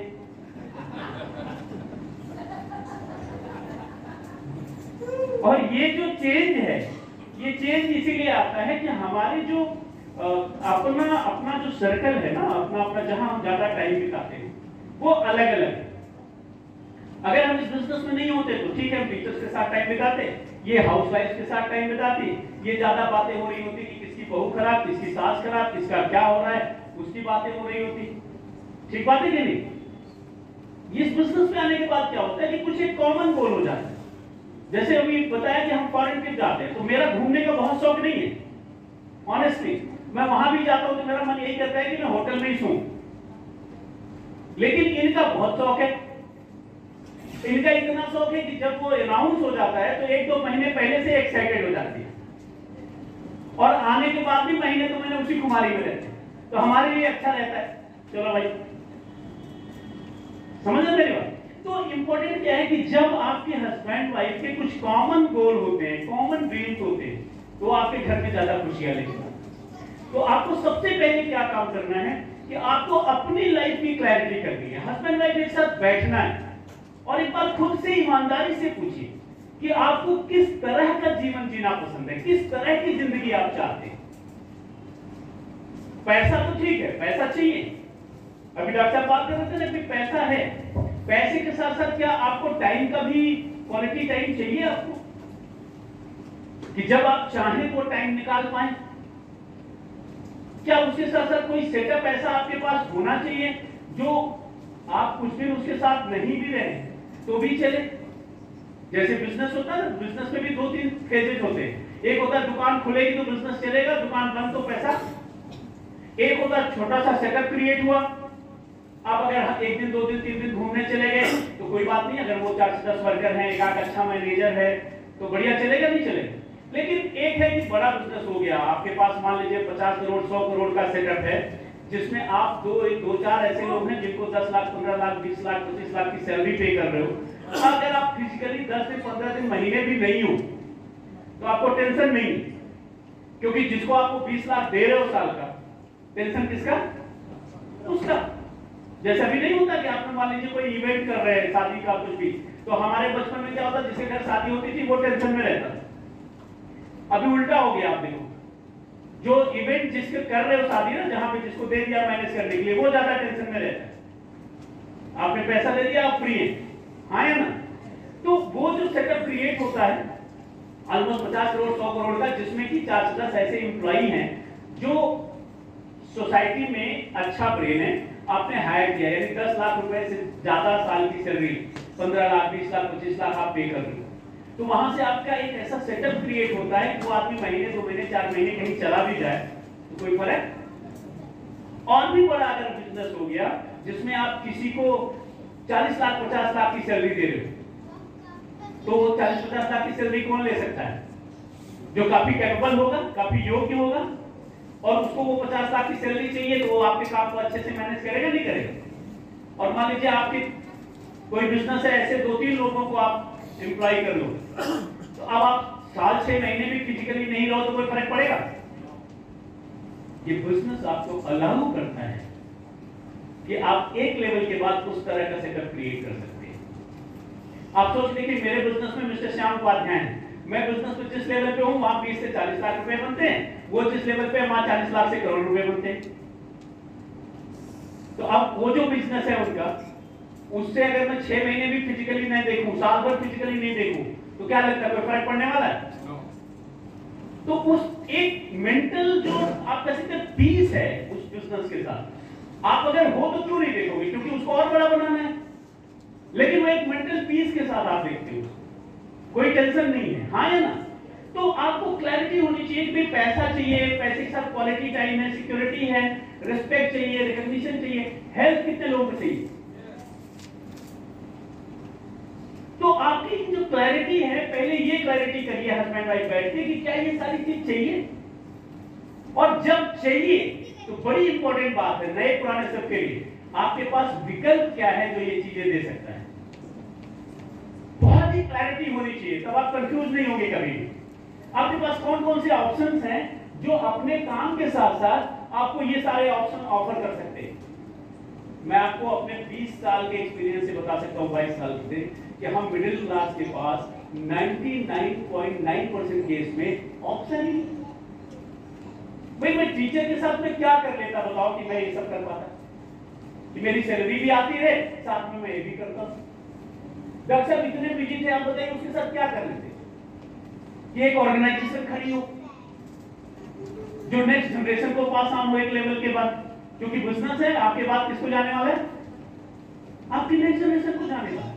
क्योंकि मुझे इस बिजनेस में दूसरी जो बात सबसे अच्छी लगती है ये कि आप सिर्फ बिजनेस नहीं कर रहे हैं, you are creating the legacy. एक लेवल के बाद आप सोच के देखिए, मेरा बेटा अभी जैसा मैंने इन्होंने बताया कि ग्रेजुएशन पूरा किया है, अच्छा वो चाह के भी श्याम उपाध्याय जी को या डॉक्टर हरीश उपाध्याय की टीम में 4-5 से ज्यादा फाउंडर प्लेटफॉर्म्स हैं, चाह के भी उनको बिजनेस सिखा सकता है, चाह के भी उनके बिजनेस का लुक आफ्टर कर सकता है? नहीं, चाह के भी नहीं कर सकता है। ठीक, वो करने की तो बात ही छोड़ दो, क्या करें, उन्हें सीखना है, क्योंकि गोदी पे बैठ के सीखिए अगर इस बिजनेस को करना है। तो आप सोचो कि आप पार्ट टाइम में ऐसा कौन सा काम कर सकते हो जिसको आप या आपकी आने वाली जनरेशन नहीं देखे, फिर भी वो चले। तो क्लैरिटी ऑफ लाइफ होना चाहिए, बैठ के देखो कि भाई इस तरह से कुछ काम हमें चाहिए कि नहीं चाहिए जीवन में, जो हमें ये चीजें दे सकता है। अब जब ये क्लैरिटी हो जाए तो एक ऑप्शन जिस पे आप काम कर रहे हैं या आपके अप्लाई में या ऑप्शन आपको दिखाया है, अब आप इसके बारे में सोचिए कि इसमें क्या करना है। जिसने आपको बुलाया उसके साथ आप बैठिए, कुछ छोटी छोटी चीजें जो हमने किया वो हम आपके साथ बात कर रहे हैं। पहली चीज हमने क्या किया था कि प्रोडक्ट नॉलेज दी, पहला काम, क्योंकि आप बिजनेस करने जा रहे हैं, ध्यान रहे ये बिजनेस है। तो अगर आपको अपने प्रोडक्ट की नॉलेज नहीं है तो आप कभी भी बढ़िया बिजनेस कर सकते हैं। और कितनी खूबसूरत बात है कि जिन प्रोडक्ट्स में डील करते हैं, आपको सबसे पहले क्या समझना है कि इन 4-5 सेक्स में डील करते हैं। पहला है हेल्थ और वेलनेस, जिसकी बात अभी डॉक्टर साहब कर रहे थे। कितने लोग, अगेन गलत सवाल है, फिर भी कितने लोग स्वस्थ रहना चाहते हैं? सब लोग रहना चाहते हैं।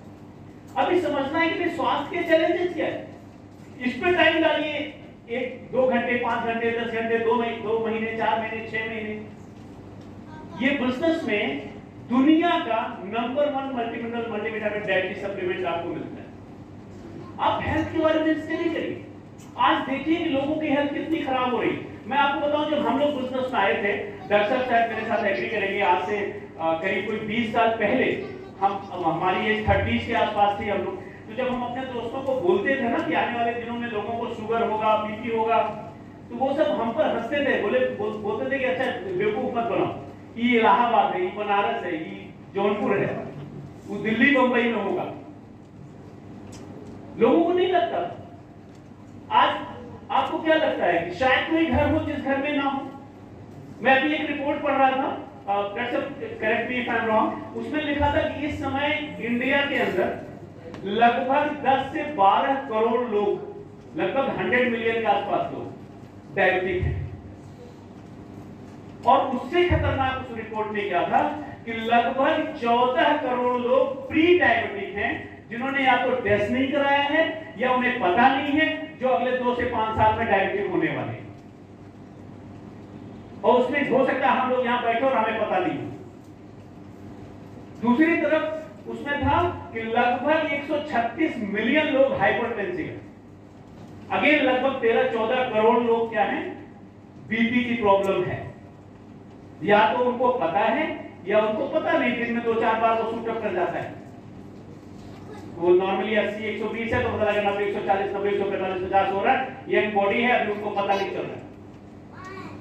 अभी इधर बीच आपने देखा होगा बहुत सारे 30 से 50 के बीच की जो डेथ, सडन डेथ हुई है, और उनमें मैक्सिमम डेथ जो है वो कार्डियक अरेस्ट की है। हाँ है ना? ऐसा क्यों हुआ? क्योंकि ये जो एज ग्रुप है ना हमारा 30 से लेके 40-45, इस एज में बाकी ऑर्गन्स आपके बिल्कुल स्ट्रांग हैं और आपने चेक भी नहीं करा हार्ट का, बीपी फ्लक्चुएट करता रहता है, स्ट्रांग है तो बहुत फर्क। जैसे अगर मुझे लगता है कि अगर 70 की एज में बीपी ज्यादा बढ़ता है ना तो आदमी को चक्कर आने लग जाता है, चलने में दिक्कत होने लग जाती है, तो उसे पता चल जाता है ओल्ड एज में। 35 वाले को 40 वाले को अगर बढ़ा है तो उसको कुछ ज्यादा फर्क नहीं लगता, अगर हल्का फुल्का सर दर्द करता है तो उसको लगता है कि दर्द की दवा खा लेते हैं। और वैसे भी हमारे हिंदुस्तान में डॉक्टरों को छोड़ के बाकी सब डॉक्टर हैं।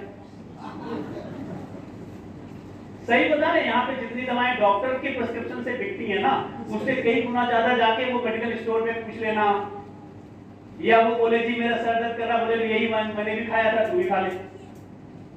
होता है हाँ या ना? तो यहाँ पे हमें क्या देखना है कि हेल्थ का जो इशू है वो बहुत ज्यादा आने वाला है। आपको स्टडी करना क्यों आ रहा है। दो तरह की प्रॉब्लम्स होती है, एक जो आपके कंट्रोल में नहीं है, वो हो सकता है कुछ बैक्टीरिया की वजह से, वायरस की वजह से, आपके बॉडी के इंटरनल कंपोजिशन की वजह से कोई बीमारी आपके अंदर आ रही हो जिसके लिए आपको हर हाल में डॉक्टर के पास जाना है।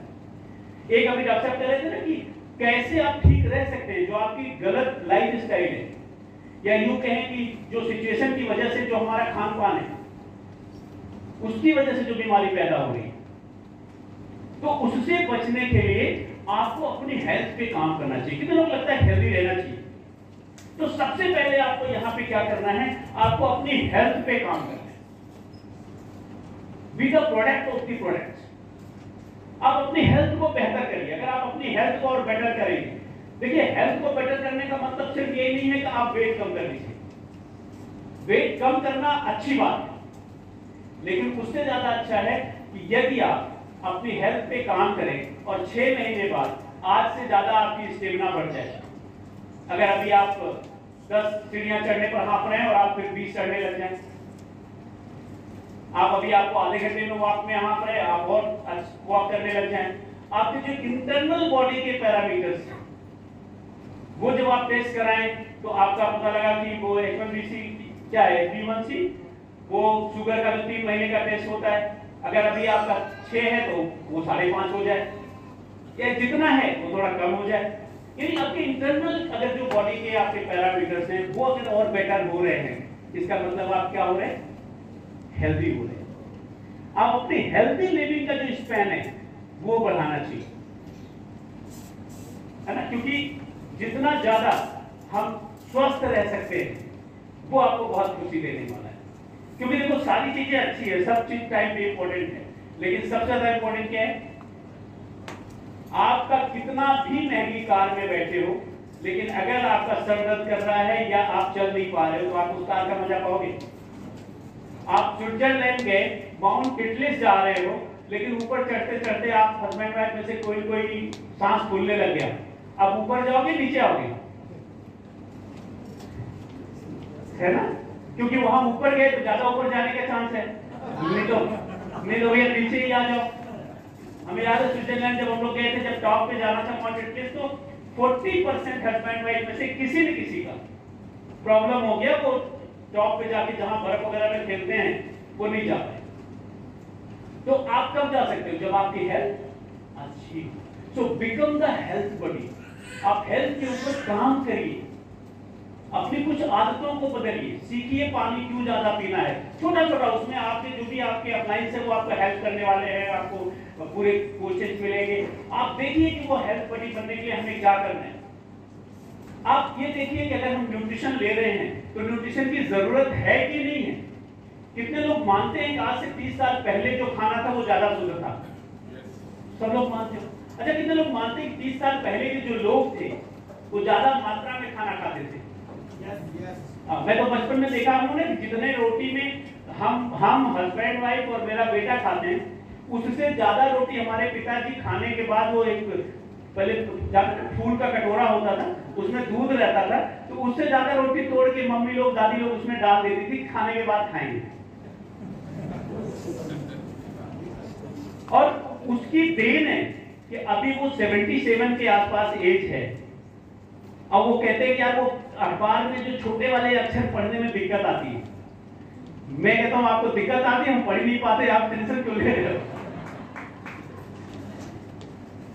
तो वो लोग आज क्या हो रहा है, आज हम कम मात्रा में खा रहे हैं, जो खा रहे हैं उसमें न्यूट्रिशनल वैल्यू नहीं है, और यहां तक तो ठीक है, जो एडल्ट्रेशन है वो इतना खतरनाक है जो हमें पता भी नहीं है कि कब किस चीज के खाने में हमें केमिकल मिलने वाला है। तेल, दूध, सबसे ज्यादा मिलावट। सरकार मान रही है कि आप 60% दूध जो लेते हो वो मिलावटी है। उनको दूध के सैंपल जो चेक किया, तो अब आप सोच देखिए उसके साथ उससे बचने का रास्ता क्या है।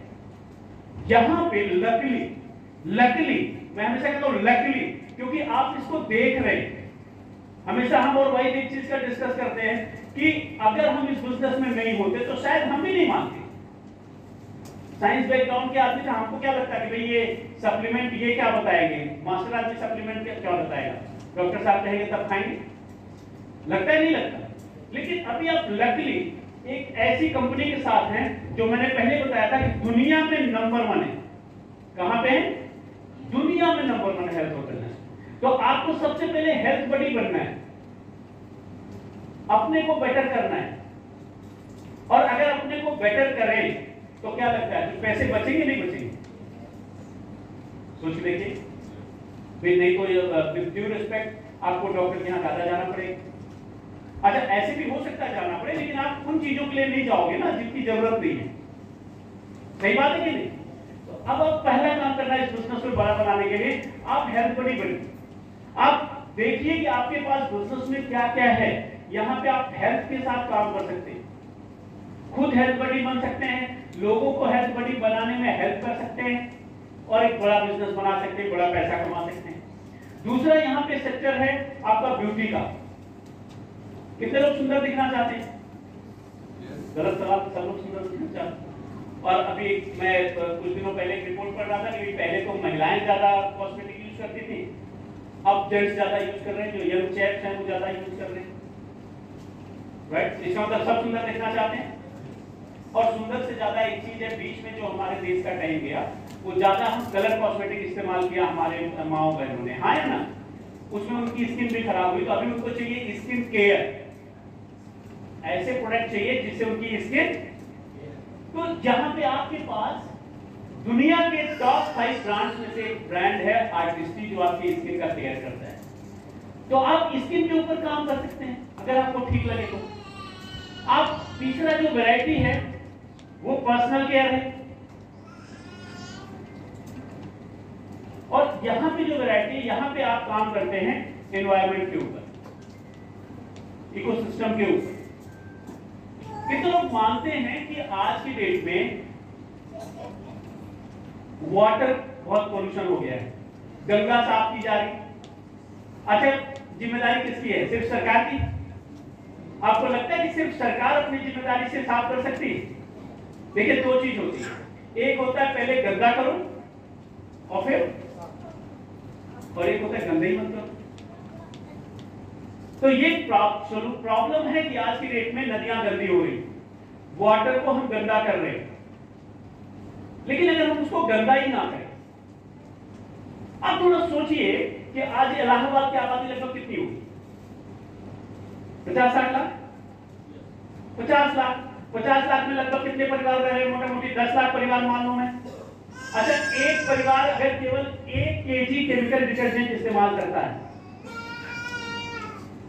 तो हर महीने कितना डिटर्जेंट इस्तेमाल हो रहा है? 10 लाख kg। हाँ या ना? एक परिवार अगर 500 लीटर पानी खर्च करता है तो ये 500 लीटर पानी दिन भर में लेता है, उसमें केमिकल वाले डिटर्जेंट मिलाता है, और उसके बाद उसको क्या करता है? वो बहा देता है, और बहाने के बाद वो कहां जाता है? कुछ नदियों में गया और कुछ आपके अंडरग्राउंड वाटर में चला गया। और जो अंडरग्राउंड वाटर में चला गया वही पानी 10 साल बाद, 15 साल बाद, 20 साल बाद आपके बच्चे निकालेंगे, और उसमें डाला क्या है आपने? तो उनको शुद्ध पानी मिलने वाला है? दो प्रॉब्लम आने वाली है, एक तो वाटर लेवल कम होता जा रहा है, क्यों? क्योंकि हम पानी को ज्यादा खर्च कर रहे हैं, और दूसरा क्या प्रॉब्लम आने वाली है कि हम उसको कंटेमिनेट कर रहे हैं। अब नदियों में भी आप भेज रहे हैं, एक तरफ गंगा साफ की जाए, दूसरा आप उस पर केमिकल डाल दें। कैसा रहे अगर हम कम से कम अपने हिस्से की गंदगी करना बंद कर दें? हेलो, कितने लोग तैयार हैं हमारे साथ? तैयार हैं?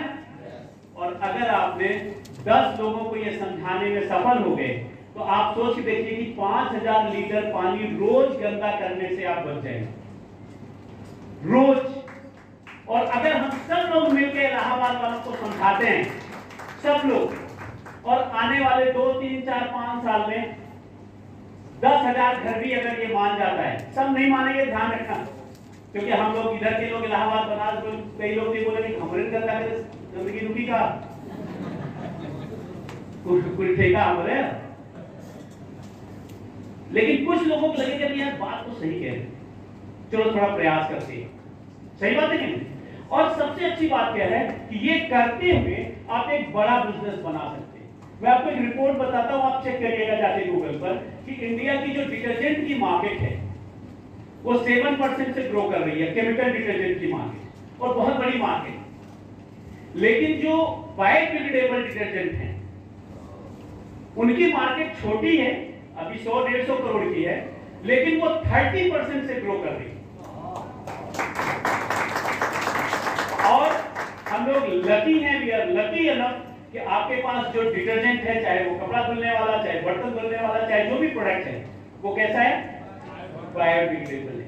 तो आप खुद भी इकोसिस्टम के दोस्त बन सकते हैं और लोगों को उसमें मदद कर सकते हैं। तो आपका काम क्या है कि ये सब आप कर सकते हैं। अगर अब आप इसको बड़े स्केल पे करना चाहते हैं, अगर आपको इसके साथ बिजनेस करने का मौका मिले तो कैसा रहेगा?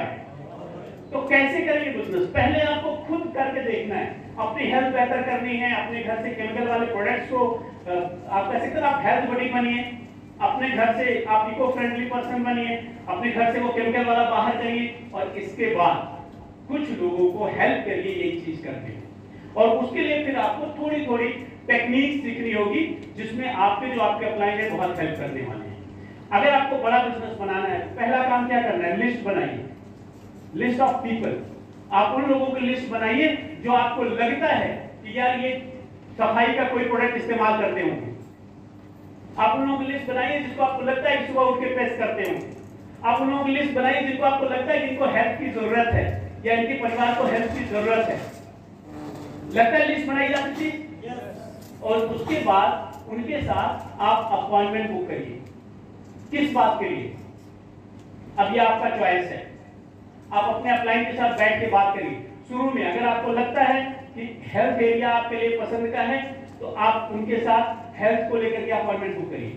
आपके अपलाइन जाके केवल हेल्थ की बात करेंगे, उनको हेल्थ प्रोडक्ट्स के बारे में प्रमोट करिए। अगर आपको लगता है कि एनवायरनमेंट के ऊपर बात करना है, कोई ऐसा व्यक्ति है जो आपको लगता है कि ये थोड़ा सा सोशल सर्विसेज में इन्वॉल्व है, तो आप उसके लिए उनसे अपॉइंटमेंट लीजिए। अगर आपको लगता है कि अगर इनके जीवन में एक्स्ट्रा पैसे आ जाएं तो वैल्यू एडिशन होगा, तो बिजनेस अपॉर्चुनिटी के लिए आप उनके साथ अपॉइंटमेंट बुक करिए। और जितना ज्यादा लोगों के साथ आप काम करेंगे, सिर्फ ध्यान रहे आपका इंटेंशन कितना भी अच्छा हो, आपका काम कितना भी अच्छा हो, आपका प्रोडक्ट कितना भी अच्छा हो, लेकिन हमेशा हर टाइम पर कुछ ही प्रतिशत लोग आपको फॉलो करेंगे।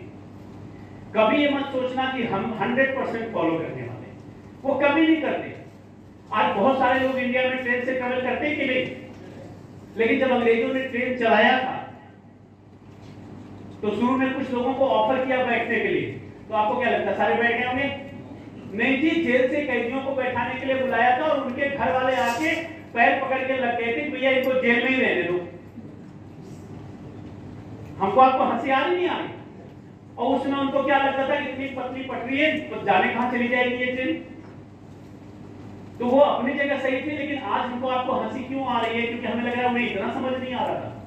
ये उन्हें कोई और नहीं था, हमारे आपके फोरफादर्स थे। तो जब भी आप किसी चेंज की बात करेंगे, किसी कोई भी काम करेंगे, कुछ प्रतिशत लोग ही आपका साथ देंगे। सो आपको नंबर्स पर काम करना है। हमेशा एक चीज सोच के रखना है कि आपका काम है, आपको अच्छी चीज मिली है, यदि आपको लगता है कि आपको अच्छी सेहत मिल सकती है इससे, तो लोगों को अच्छी सेहत ऑफर करिए। मानना नहीं मानना वो उसकी डेस्टिनी है। हमारे बहुत क्लोज है, मैंने तो आपको ओपन कर देता हूं, भाई है हमारे, जब हम शुरू में कहते थे सप्लीमेंट खाओ तो वो नहीं माना। उसकी वाइफ और भी ज्यादा, उसको लगता था कि भैया का अपना प्रोडक्ट है इसलिए बता रहे।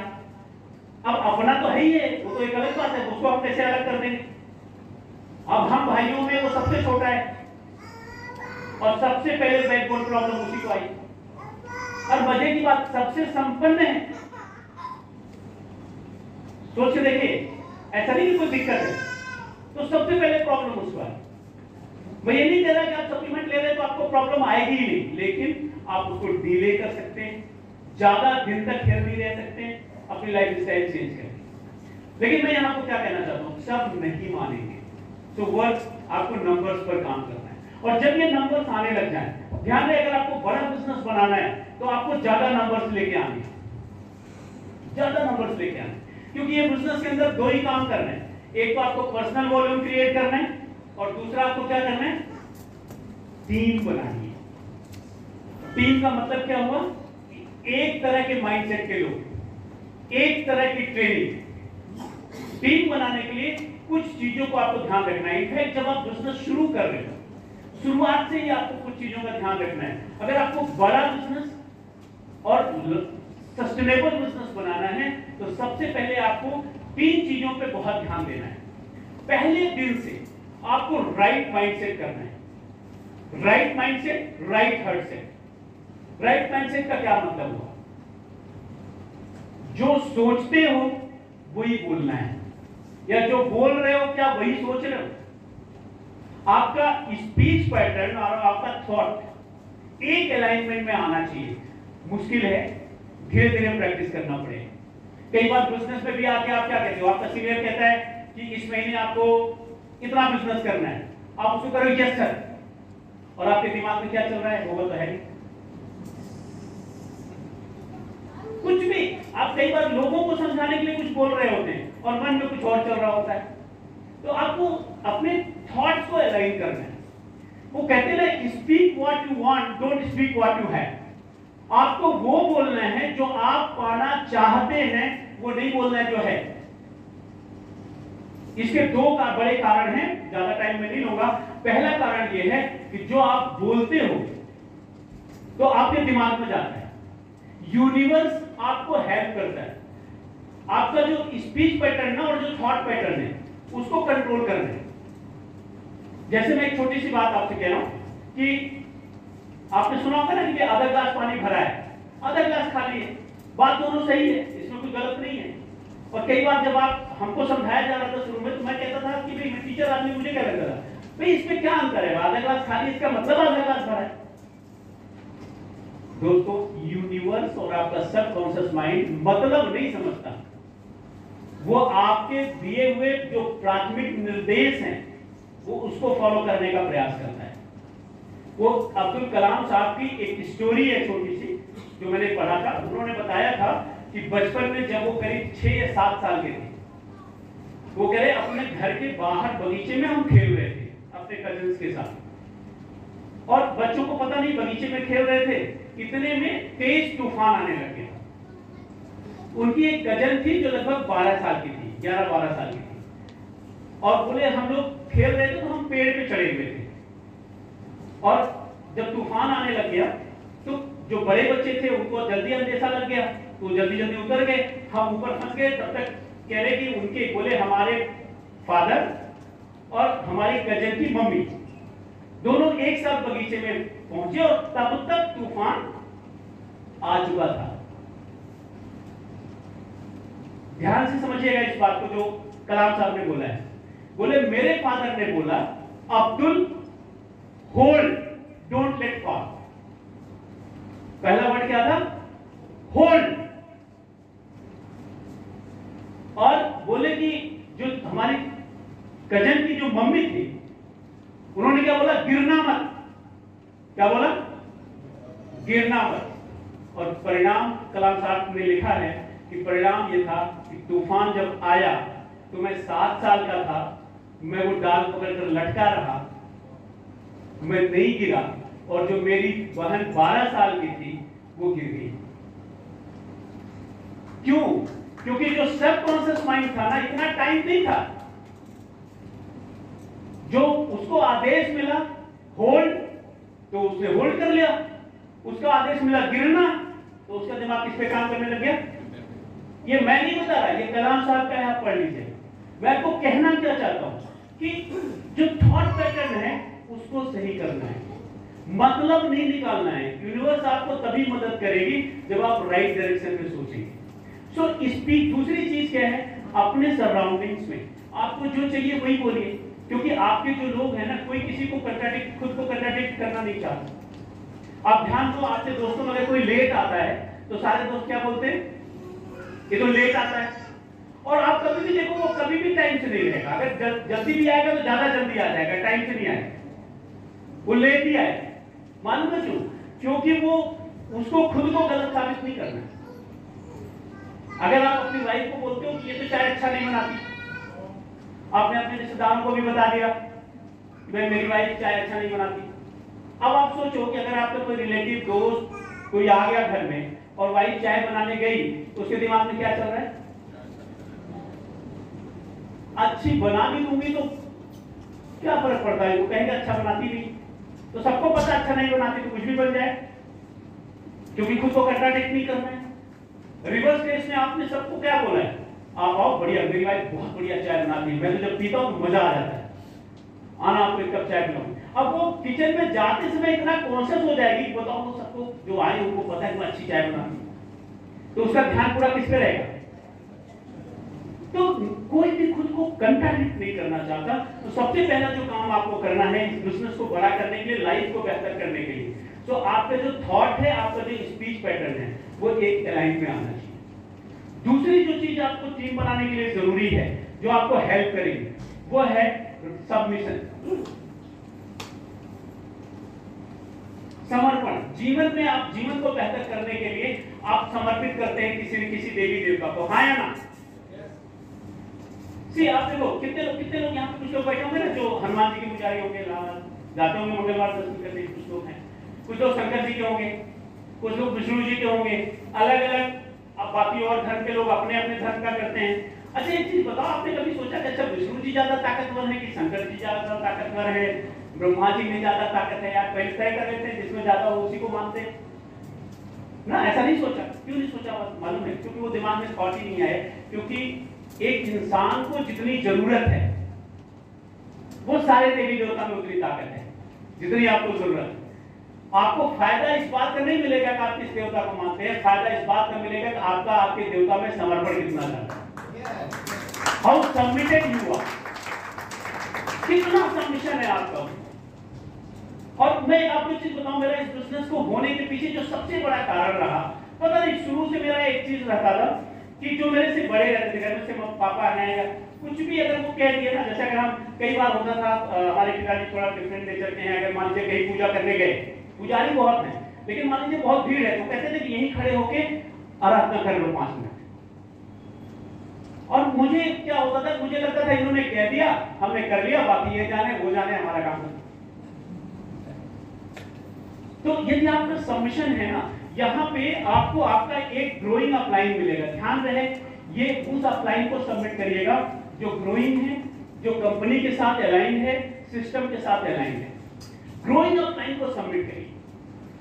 देखिए ज्यादा आप सब लोग जानते हैं, आप में से कितने लोगों ने महाभारत की कहानी सुनी? सबने सुनी है। ज्यादा ताकतवर लोग किधर थे? दुर्योधन की तरफ थे या युधिष्ठिर की तरफ? दुर्योधन की तरफ। उस जमाने के सबसे ज्यादा जो बड़े धनुर्धर थे, पितामह उधर थे, उस जमाने के सबसे ज्यादा जिनके पास अस्त्र थे, कृपाचार्य जी थे, मतलब सब उधर थे। लेकिन जीत किसकी हुई मालूम है क्यों? जो सबसे बड़ा फैक्टर था वो ये था कि दुर्योधन का कोई मेंटर नहीं, वो अपनी वाली करता। अगर वो कुछ भी बात आ गई तो अपनी वाली करेगा। लेकिन पांडव ने अपना एक मेंटर डिसाइड कर लिया था, राइट मेंटर उनके पास थे और वो उन्हीं की बात मानते थे, बाकी अपनी भी नहीं मानते। कहते महाभारत टाइम में एक बार हुआ, पितामह जी ने वो प्रण कर लिया कि अब कल जो है किसी पांडव का वध हो जाए। तो अब इधर खलबली मच गई पांडव सेना में, तो सब युधिष्ठिर सब इधर उधर अपना दौड़ रहे थे। फिर कृष्ण जी अपना, मैं कहानी में नहीं जाऊंगा, वो प्रयास कर रहे थे। तो जब प्रयास करके लौटे तो देखे एक आदमी जो है ये खराटे लेके सो रहा है महारथियों में, इसको कोई चिंता ही नहीं है। उन्होंने वो कौन सो रहा है, पता लगा कि अर्जुन सो रहा है। तो अर्जुन को जगाया, तुझे चिंता नहीं है, पितामह ने ये प्रण कर लिया है। तो उन्होंने भी, आप तो जाग रहे हो तो मुझे क्या चिंता है। यानी उनका सबमिशन इतना ज्यादा था कि भाई वो है तो वो देखेंगे, जो कहेंगे मैं करूंगा। बोले आप जाग रहे हो, जो कहोगे मैं करूंगा, बात है तब। मैं तो सुबह अपने आप को एनर्जाइज कर रहा हूं। तो आपका सबमिशन जितना स्ट्रांग होगा, हमारा इस बिजनेस के अंदर इसीलिए हो पाया। ऐसा नहीं कि सिचुएशंस नहीं आई, मुश्किलें आई, जॉब में आया, पार्ट टाइम में पहले हम जॉब के साथ हमने बिजनेस शुरू किया, फिर हम मेडिकल आए, फिर हम फुल टाइम जॉब में गए, फिर हमारे अपलाइन ने कहा कि नहीं जॉब कर लो, फिर से हम गवर्नमेंट, यूपी गवर्नमेंट की जॉब आई, हमने फिर से ज्वाइन किया। हमें अच्छा बिल्कुल नहीं लगा, लेकिन चूंकि हमारे घर में पिताजी थोड़े डिप्रेशन में थे, इनके पिताजी बड़ा चिंतित रहते थे कि लड़की दिया जाने क्या होने वाला है। तो हमारे जो ही मतलब अपलाइन है, अमरीश जी, त्यागी जी, ये लोग पिता जी से काफी क्लोज थे, आते जाते। तो इन्होंने हमें प्रेशराइज किया। अच्छा, हमें क्या था कि अब आप कहीं रहे तो मान लेते, लेकिन उसका हमें फायदा मिला। हमने हर पेज में बिजनेस बनाया। तो हमें आज हम आपको कह सकते हैं कि अगर आप पार्ट टाइम में बिजनेस बना रहे हो, तब तक जब तक कि आप जितने पैसे चाहते वो नहीं आ रहा, तब तक जब तक कि आप जो सिक्योरिटी चाहते वो नहीं आ रहा, तब तक आपको पार्ट टाइम में बनाना चाहिए। आसान है उसमें बनाना, राइट। तो आपको जो सबसे इंपॉर्टेंट है वो ग्रोइंग अपलाइन को सबमिट करना। और तीसरी जो चीज है, जब आप नए हैं तो कभी भी इस बिजनेस से रिलेटेड अगर कोई निर्णय लेना है, तो कुछ भी नया निर्णय लेना है तो बिना अपलाइन से पूछे वो निर्णय मत लीजिए, क्योंकि उससे आप पूछेंगे तो आपका टाइम बच जाएगा, एनर्जी बच जाएगी और आप ग्रोथ की तरफ जाएंगे। सही बात है कि नहीं? 3 चीजें हैं जो आपका आपका अपलाइन बताएगा, जो आपको कभी नहीं करना है, कभी भी नहीं करना है। बोलते ना वो डोंट्स हैं, वो करोगे तो पनिशमेंट मिलेगा। सबसे पहला काम क्या करना है कि नेगेटिव पास नहीं करना है अपने डाउनलाइन में या क्रॉस लाइन। पास मतलब कुछ भी नेगेटिव दिमाग में आए तो उसकी चर्चा नहीं करना। कई बार जब ये बीमारी बड़ी, जब हम बिजनेस में सर्टेन लेवल पे आ जाते हैं ना, 9%, 12%, किसी भी लेवल पे आके कई बार हमको, इवन हम लोग एमराल्ड, डायमंड, किसी भी लेवल पे हमें क्या लगता है कि हम तो मैच्योर हैं। देखो, मैच्योर होने का ये मतलब नहीं है कि आप नेगेटिव आपका दिमाग लेने वाला है। किसी भी एज में, किसी भी उम्र में नेगेटिव जो होती है वो आपको नुकसान पहुंचाएगी। सही बात है कि नहीं? अगर मैं वहां लेके जाना चाहता हूं, 1 मिनट लगेगा।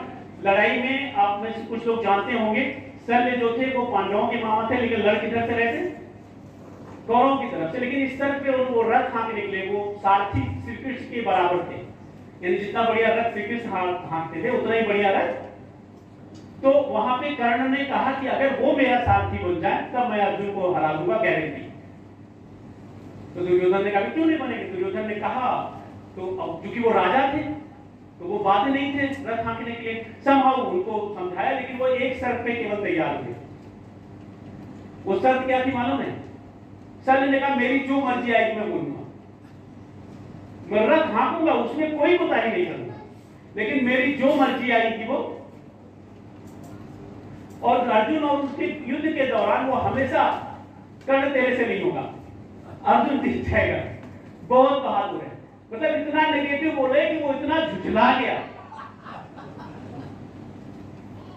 समझ आए मेरी बात? वो कहानी क्या कहती है कि आप कितने भी सक्षम हैं, किसी भी उम्र में हैं, किसी भी परिस्थिति में हैं, नेगेटिव आपको परेशान करेगा, भले वो आपको दिखे या दिखे।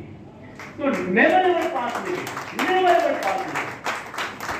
वो नहीं करना है।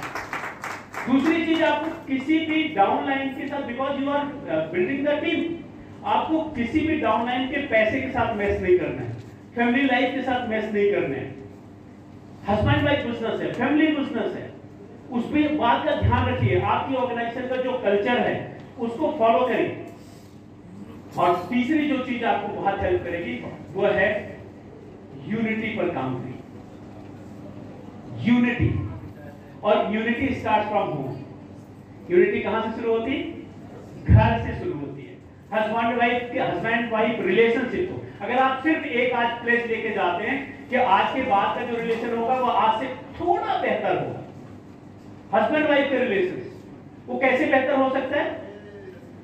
ये प्रयास करिए कि हस्बैंड वाइफ एक दूसरे की हॉट बटन को मत दबाइए। हॉट बटन का मतलब समझते हो? देखो, हस्बैंड को पता होता है कि अगर वाइफ की बहन के बारे में बुरा बोलेंगे तो अभी इसको खराब लगेगा, या माँ के बारे में या भाई के बारे में। वाइफ वर्षा वाइफ को पता होता है कि अगर इनके मम्मी को कुछ कहेंगे तो इनको बहुत खराब लगेगा। और जब बात थोड़ी सी भी गर्म होती है तो दोनों में से कोई न कोई उसी बटन को दबाता है और फिर मामला गर्म हो जाता है। सही बात है कि नहीं? तो हमें वो अवॉइड करना है अपने husband wife relationship. The same में जब आप टीम में काम कर रहे हैं, यहां जब आप टीम बिल्डअप करते हैं, बिजनेस बिल्डअप करते हैं, तो याद रहे अलग अलग फील्ड के लोग, अलग अलग बैकग्राउंड के लोग, अलग अलग थॉट्स के लोग, हर तरह के लोग आपकी टीम में आएंगे। मैं हमेशा एक चीज कहता हूं कि ये जब बिजनेस आप बनाते हैं ना, जब बड़ा करते हैं, तो आपकी ना शंकर की बारात होती है। शंकर की बारात मतलब समझते हो? हाँ, विष्णु जी भी होते हैं, भूत प्रेत बैताल भी होते हैं, तो वो सब चलते हैं। तो आपको एक unity, and unity needs sacrifice. सबसे पहली चीज जब आप ना देना सीख जाओगे, वहां से यूनिटी शुरू होगी। यूनिटी जब आप लोगों का ख्याल करते हैं, when you love people, people don't care कि आप कितना जानते हैं, लोग सिर्फ इस बात का केयर करते हैं कि आप उनका कितना केयर करते हैं। सो आपको यूनिटी पे काम करना है। और लास्ट में मैं 2-3 बातें करूंगा 2-3 मिनट के अंदर, मेरा टाइम आई थिंक खत्म है। सी, जब आप इस बिजनेस को यदि आप बड़ा बनाना चाहते हैं तो क्रिएट राइट कल्चर, सही संस्कृति डालिए। कहते हैं कि जब आप दूर तक जाना है ना, बड़ा बनाना है, तो आज का मत सोचिए। हमारे अपलाइन अमरीश जी जो हैं, वो एक बात हमेशा कहते हैं कि नजदीक का फायदा देखने से पहले दूर का नुकसान जरूर देख लीजिए। तो अगर बड़ा बिजनेस बनाना है तो राइट कल्चर इनकलकेट करना है। ऑर्गेनाइजेशन के अंदर सही कल्चर डालिए। बिजनेस को ना build it right, build it fast. Right पहले है, ध्यान रखना, build it right, build it fast. तेज बनाना है क्योंकि एक्सपोनेंशियल ग्रोथ से चलता है, तो बिल्ड इट फास्ट। आपको सही कल्चर डालना है।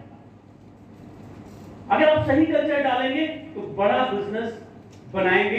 टाइम शुरू में थोड़ा ज्यादा लग सकता है क्योंकि हमारा बिजनेस एक्सपोनेंशियल फॉर्म में चलता है। आप इसकी प्रकृति को समझिएगा अपने अपलाइन के साथ। हमेशा मैं बोलता हूं, मान लीजिए एक तालाब है, उसमें एक फूल डाला गया, जिस फूल की ये फितरत है कि वो हर रात डबल हो जाता है। अब सपोज करो 29 दिन में आधा भरा, तो 30वें दिन कितना हो जाएगा? पूरा भर जाएगा। अच्छा, 28वें दिन कितना रहेगा? 1/4। 27वें दिन कितना रहेगा? 1/6। और ऐसे जब 25वें दिन आओगे तो वो कहीं 3% ऑफ द होल पॉन्ड, एक छोटा सा गुच्छा कहीं वहां दिखेगा।